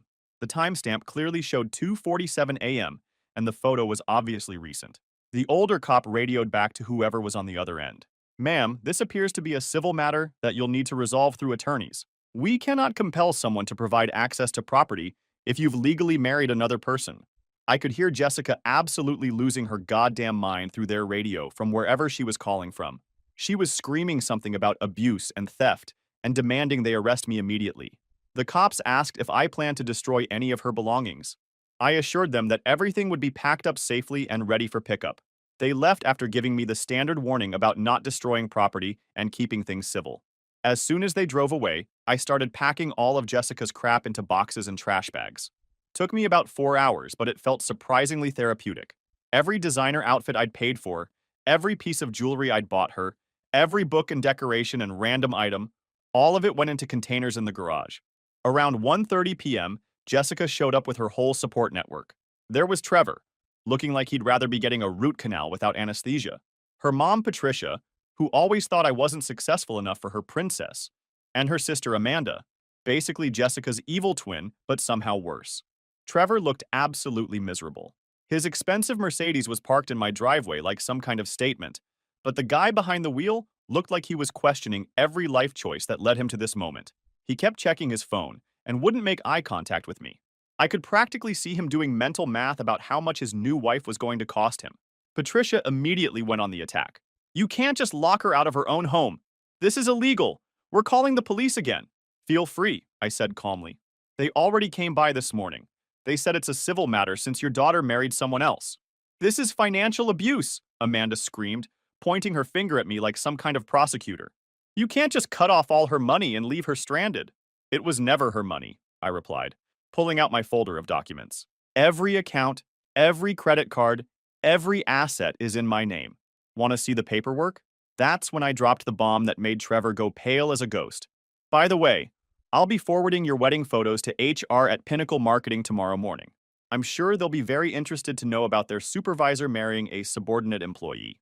Trevor's face went completely white. You wouldn't do that. Watch me. See? I'd done my homework. Pinnacle Marketing has a strict anti-fraternization policy, especially between supervisors and their direct reports. It's clearly stated in their employee handbook that romantic relationships between different levels of management can result in immediate termination. I'd looked it up on their website. Jessica was full-blown ugly crying at this point, mascara running down her cheeks in black streams. You're destroying my life over a stupid mistake. 6 months of cheating isn't a mistake, Jessica. It's a lifestyle choice. I was confused. I didn't know what I wanted. You seemed pretty sure when you married him this morning. Trevor tried to step in with some bullshit about emotions running high and working this out like adults. I shut that down real quick. You fucked my wife for 6 months while I paid her bills. We're way past adult conversations. I'd already packed all of Jessica's belongings into boxes, garbage bags, and containers. Took me most of the morning, but I'd been thorough. Every piece of clothing, every toiletry, every book and knickknack and random item she'd accumulated over 3 years. You have exactly 2 hours to load everything and get off my property, I told them. After that, it's going to the curb for trash pickup. The absolute best part of this whole shit show was watching Jessica try to pay for a U-Haul rental. She confidently pulled out her wallet and handed over her credit card. Declined. She tried a second card with a confused look. Declined. Then a third card. this time with panic in her eyes. Declined. Trevor had to step in and pay the $127 rental fee, and I could see him doing rapid mental calculations about how much money this woman was going to cost him. His expression went from annoyed to concerned to borderline terrified in about 30 seconds. While they loaded boxes, Patricia kept making threats about lawyers and lawsuits. Amanda kept calling me an asshole and a psychopath. Jessica kept crying and begging me to talk about this like rational people. But the real entertainment was watching Trevor realize what he'd gotten himself into. This wasn't some romantic affair anymore. This was his new financial reality. A wife with no money, no credit, no assets, and apparently no ability to support herself. 2 days later, my lawyer called with news that made my whole week. I'd hired this guy, Robert Kim, who specializes in messy divorces and has a reputation for not taking any shit from cheating spouses. Your wife is trying to claim she was emotionally manipulated into the Atlantic City marriage, Robert said, and I could hear him trying not to laugh. She wants the marriage annulled and is demanding half your house because you were technically still married when she left for the conference. Can she actually pull that off? She literally sent you photographic proof of adultery and bigamy. She's completely screwed. This is going to be the easiest case of my entire career. But Robert had done some digging that made things even more interesting. Turns out Trevor's financial situation isn't nearly as solid as his leased Mercedes would suggest. He's been living paycheck to paycheck, has about $18,000 in credit card debt, and his last girlfriend left him because he couldn't afford to split dinner bills 50-50. Through our mutual friend Danny, I found out that Trevor had been bragging to coworkers about his rich girlfriend and how he was going to upgrade his lifestyle through this relationship. He thought Jessica had money because she was always buying expensive stuff and talking about investments and savings accounts. He had no idea she was just racking up debt on my credit cards. My IT buddy Steve helped me recover some very interesting text messages between Jessica and Trevor from her old phone.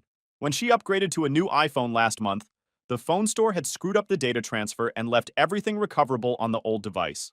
These messages went back almost 8 months and painted a picture that made me physically sick.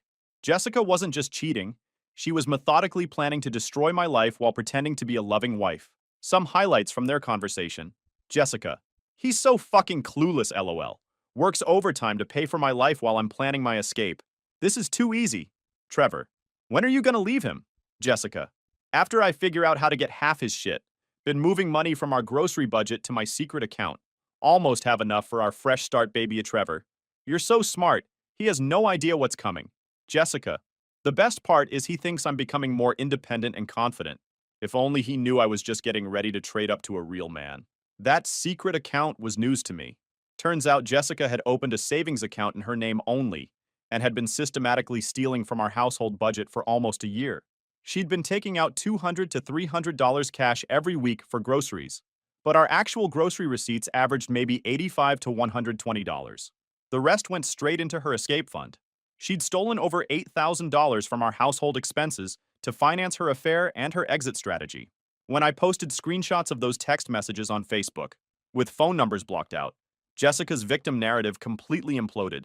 But instead of backing down and accepting responsibility, she decided to go completely nuclear and destroy what was left of her reputation. She started a massive social media campaign claiming I was a financial abuser who controlled every aspect of her life and psychologically manipulated her into seeking comfort elsewhere.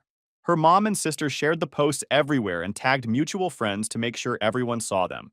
Some people actually believed her bullshit at first, until they saw the recovered text messages proving she'd been planning this betrayal for almost a year while stealing money to fund it.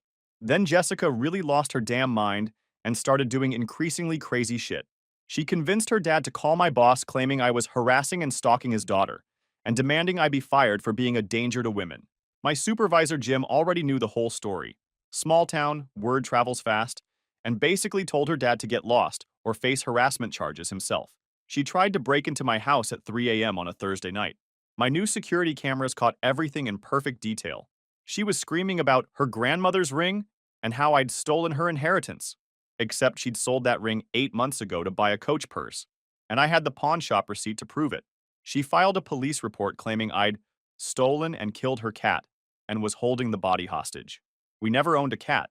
I'm allergic to cats and break out in hives if I'm around them for more than 20 minutes.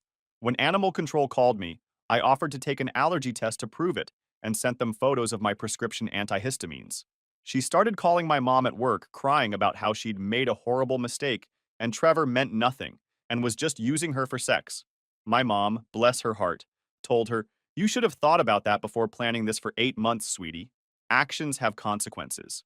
She tried to get back into our church, where we got married, claiming I was spiritually abusing her and she needed sanctuary from domestic violence. The pastor, who had counseled us before our wedding, asked her to explain how adultery and bigamy fit into her spiritual journey. She stopped attending after that conversation, but the absolute peak of her entitlement came when I got a phone call that made me question reality itself. Trevor's mom called me at work. This woman had the unbelievable audacity to demand I man up and do the right thing by taking Jessica back because Trevor can't handle being married right now and made an error in judgment during a difficult time. Are you seriously asking me to take back a woman who cheated on me for 6 months and married your son so he doesn't have to deal with the consequences of his actions? Well, when you put it like that, you sound selfish. Marriage is about forgiveness and commitment. And frankly, you probably weren't meeting her emotional needs if she had to look elsewhere for comfort. I hung up and immediately blocked her number. That same week, Jessica sent me a 7-page handwritten letter, delivered by her sister, explaining how the affair was actually my fault because I was emotionally unavailable and didn't appreciate what I had. She listed all the ways I'd failed as a husband, including working too much overtime to pay her bills, not planning enough romantic surprises with what money, and not fighting for the relationship when she started pulling away while she was fucking her boss. The letter ended with her demanding I pay for marriage counseling so we could work through this rough patch together. I showed the letter to Robert, my lawyer, who actually laughed out loud and said it was the most delusional thing he'd ever seen in 20 years of divorce law. The divorce hearing was on a Thursday morning, and it exceeded every fantasy of justice I'd ever had. Jessica showed up wearing a white dress, not off-white, not cream, pure white, to divorce court, where she was being divorced for committing adultery and marrying another man. Even the court reporter did a double take when she walked in. Her lawyer was some fresh-faced kid named Brandon, who looked like he'd passed the bar exam about 15 minutes ago. He kept shuffling papers nervously and asking for delays while Jessica whispered frantically in his ear. Judge Martinez called the case and asked for opening statements. Brandon stood up and immediately started with the most ridiculous argument I've ever heard. Your Honor, my client was suffering from severe emotional distress and was coerced into the Atlantic City marriage by her supervisor, Mr. Trevor Davidson. She was not in her right mind and was manipulated by someone in a position of power over her employment. Judge Martinez looked confused. Are you claiming your client was forced to commit adultery for 6 months? Well, no, Your Honor, but the relationship created an unstable mental state that led to poor decision-making. My lawyer Robert stood up with a huge grin on his face. Your Honor, I have recovered text messages, financial records, and social media posts spanning over 8 months showing the defendant methodically planning this affair while systematically stealing money from the marital household to fund her exit strategy. He handed over a thick folder of evidence. The judge spent about 10 minutes reviewing everything, while the courtroom sat in complete silence. I watched his expression change from professional neutrality to obvious disgust to barely contained amazement. Mrs. Davidson, or are you using your maiden name? Did you text to Mr. Davidson? And I quote, can't wait to see the look on his stupid face when I take him for everything he's worth? Jessica turned bright red and started stammering. That was taken out of context, Your Honor.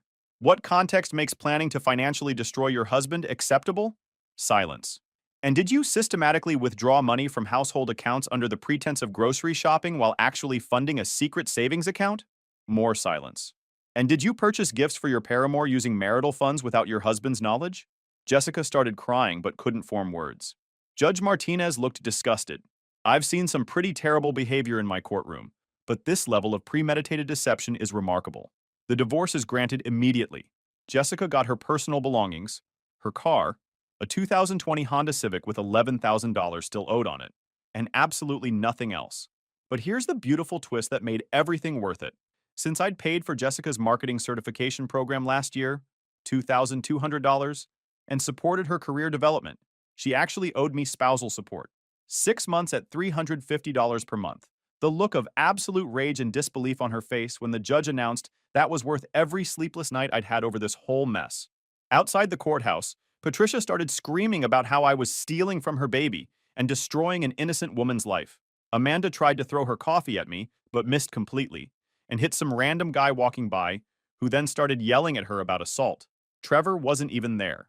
According to the screaming match between Patricia and Trevor's mom, who had showed up to support young love. He'd called in sick to work and was having second thoughts about everything. Jessica completely lost it in the courthouse parking lot. Full mental breakdown. Screaming, crying, hyperventilating, the works. She kept wailing, "This isn't how it was supposed to go, and you've ruined everything." Her sister tried to comfort her. "It's okay, honey. You can come stay with me until you figure things out."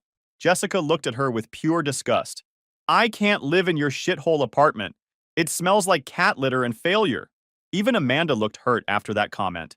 Fast forward 6 months and the karma gods have been working overtime. Trevor got fired from Pinnacle Marketing exactly 1 week after I sent HR the wedding photos. Turns out my complaint triggered an internal investigation that revealed he'd been having inappropriate relationships with multiple female employees over the past 2 years. Jessica wasn't his first victim. She was just the dumbest one. He couldn't make the payments on his leased Mercedes and had to return it to the dealership. Last I heard, he was driving a 2008 Honda Accord and living with his parents while working at some dead-end sales job, making about half what he used to make. Jessica got fired from Pinnacle too, officially for creating a hostile work environment, but really because nobody wanted to work with the woman who'd caused their popular supervisor to get terminated. She burned through her secret savings account in about 6 weeks, trying to maintain her lifestyle. She had to move back in with Patricia and her stepdad, sleeping in her childhood bedroom with unicorn wallpaper at age 29. Patricia was furious because she'd been planning to convert that room into a craft space and now had to deal with her dramatic adult daughter having daily mental breakdowns. Jessica couldn't find another job because word had gotten around about the whole situation. Small town, everybody knows everybody, and nobody wants to hire someone with a reputation for sleeping with supervisors and causing workplace drama. But here's where the story gets really good, and why I saved the best for last. 3 weeks ago, I got a phone call that made my entire year. Unknown number, so I almost didn't answer. But something made me pick up. "Hello?" I said, sobbing. Immediately, uncontrollable sobbing on the other end. "Please don't hang up," Jessica's voice said through the tears. "I know I don't deserve to talk to you, but I'm desperate." I didn't hang up, but I didn't say anything either. I made the biggest mistake of my entire life. The biggest mistake anyone has ever made. Trevor was using me, and I was too stupid and selfish to see it. I threw away the best thing that ever happened to me for some asshole who never cared about me. Still silence from me. I never stopped loving you. I know that sounds like bullshit after everything I did, but it's true. I was confused and scared, and I made horrible decisions, but my feelings for you were always real. "Okay," I finally said. "We can work this out. We can go to counseling. We can start over. We can do whatever you want. I'll sign a prenup. I'll get a job and pay you back every penny I took. I'll do anything." "No. Please. You have to understand. I was having some kind of mental breakdown. I wasn't thinking clearly. People make mistakes. Jessica, you didn't make a mistake. You executed a plan. For 8 months. While stealing my money and lying to my face every single day. I know it looks bad. But it doesn't look bad. It is bad. You're a bad person who did bad things to someone who loved you." The crying got worse. "I have nothing. My parents hate having me there. I can't find a job anywhere. I have no money. My car is getting repossessed next week. Nobody will even talk to me. Sounds like consequences. What am I supposed to do? Figure it out. You're a grown woman. You can't just abandon me like this. I'm falling apart. You abandoned our marriage when you started fucking Trevor. Everything after that is your problem." I was about to hang up when she played what I guess she thought was her trump card. "I'm pregnant." Long pause. "Congratulations. Is it Trevor's?" I don't know. It could be yours." "No, it couldn't be. We haven't had sex in 4 months, and you've been on birth control the entire time we were married. Try again." More sobbing. "Okay, it's probably Trevor's, but he won't return my calls and his mom hung up on me when I tried to tell him." "Still not my problem. How can you be so cold? We were married. We loved each other. You loved my bank account. I loved someone who didn't exist." I hung up. 2 days later, Patricia called me. Patricia, the woman who spent 3 years telling everyone I wasn't good enough for her precious daughter. "You need to help Jessica," she said without even saying hello. "She's your wife. She's Trevor's wife. That marriage doesn't count. She wasn't in her right mind. Take it up with the state of New Jersey.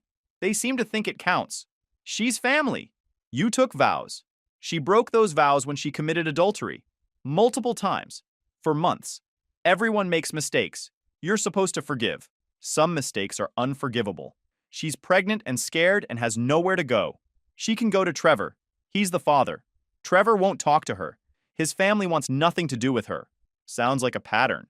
What kind of man abandons a woman carrying his child? Ask Trevor and get a paternity test. You're being cruel. I'm being realistic. Your daughter made her choices. Now she gets to live with them. Patricia started screaming about how I was heartless and selfish, and how she was going to tell everyone what kind of person I really was.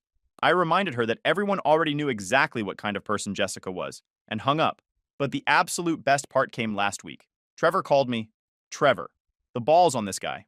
Hey man, I know things got weird between us. You fucked my wife. Right, about that. Look, Jessica's been staying at my place, and honestly, she's a lot. Like really high maintenance and dramatic. My mom thinks maybe you should consider taking her back. Your mom should mind her own business. She's threatening to sue me for child support and emotional damages and all kinds of crazy stuff. Can you just talk to her? Maybe calm her down? Not my circus, not my monkeys. Come on, bro, guy to guy. She's technically your wife. She's your wife, you married her. That was a huge mistake. Your mistake, your consequences. Look, I can't afford a baby right now. I'm barely making rent. You've got a good job, a house, you're established. And you thought you could just take all that by stealing my wife? It wasn't like that. It was exactly like that. Now you get to figure out how to pay for the life you wanted. She's completely insane. She expects me to take care of everything while she sits around crying all day? Sounds familiar. I can't do this, man. I'm not cut out for this kind of responsibility. Should have thought about that before you stuck your dick in a married woman. I hung up on him too. Yesterday, I got a Facebook message from Amanda. My sister is having a complete mental breakdown, and it's your fault. She can't eat, can't sleep, cries constantly, and is talking about hurting herself. She made one mistake and you're destroying her entire life over it. I replied, she made 184 mistakes. One for each day she was cheating on me. And if she's threatening self-harm, call a professional. I'm not responsible for the consequences of her choices. Then I blocked her too. Right now, I'm sitting in my paid-off house, making good money at a job I enjoy, dating an amazing woman named Sarah, who thinks this whole story is both hilarious and educational. She calls Jessica the cautionary tale and brings me coffee with loyal wife written on the cup as a joke. Sarah is a nurse, makes her own money, pays her own bills, and has never once asked me to fund her lifestyle. We split expenses fairly, and she actually argues with me when I try to pay for too much because she believes in independence and equality. Imagine that. Jessica is 29 years old, unemployed, living in her childhood bedroom, pregnant with a baby whose father won't acknowledge her existence, and facing the reality that actions have consequences. Trevor is 36 years old, living with his parents, working a dead-end job, and learning that stealing another man's wife comes with financial obligations he can't afford. Both of them have reached out multiple times begging me to fix the problems they created. Both of them seem to genuinely believe that I owe them help because their lives fell apart after they destroyed mine. The audacity is honestly impressive. Sometimes the trash really does take itself out, and sometimes karma works exactly the way it's supposed to. The only thing I regret about this entire situation is not seeing the red flags sooner. Like when Jessica said her ex-boyfriend before me was controlling and abusive for asking her to pay for her own dinner sometimes and expecting her to contribute to household expenses. Should have known right then that I was dating someone who saw relationships as financial arrangements rather than partnerships.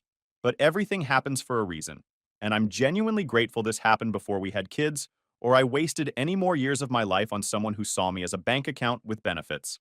Thanks for reading this novel, Reddit. Time to go live my best life now. Jessica, I know you're probably reading this because you're obsessed with social media and have nothing else to do with your time. Your mom called my mom last week asking if there was any chance I'd consider taking you back for the sake of the baby. My answer is still no. It will always be no. You made your bed when you decided to fuck Trevor for 6 months while spending my money. Now you get to lie in it, alone, in your childhood bedroom, with unicorn wallpaper. And Trevor, if you're reading this too, thanks for taking the trash off my hands. Enjoy paying child support on a sales associate salary while living in your mom's basement. Hope she was worth destroying both our lives over. To everyone asking in the comments if this is real, every word is true, and I have screenshots, legal documents, and security camera footage to prove all of it. To the people saying I should forgive her because everyone makes mistakes. Cheating for 6 months while stealing money and planning to destroy someone's life isn't a mistake. It's a character defect. There's a difference. To the women DMing me asking if I'm single, I'm very happily taken by someone who actually knows what loyalty means. And finally, to everyone who shared their own cheating stories in the comments, I'm sorry you went through that shit, but I hope seeing this gives you some hope that cheaters really do get what's coming to them eventually. Justice served. Case closed. Story over. Cool.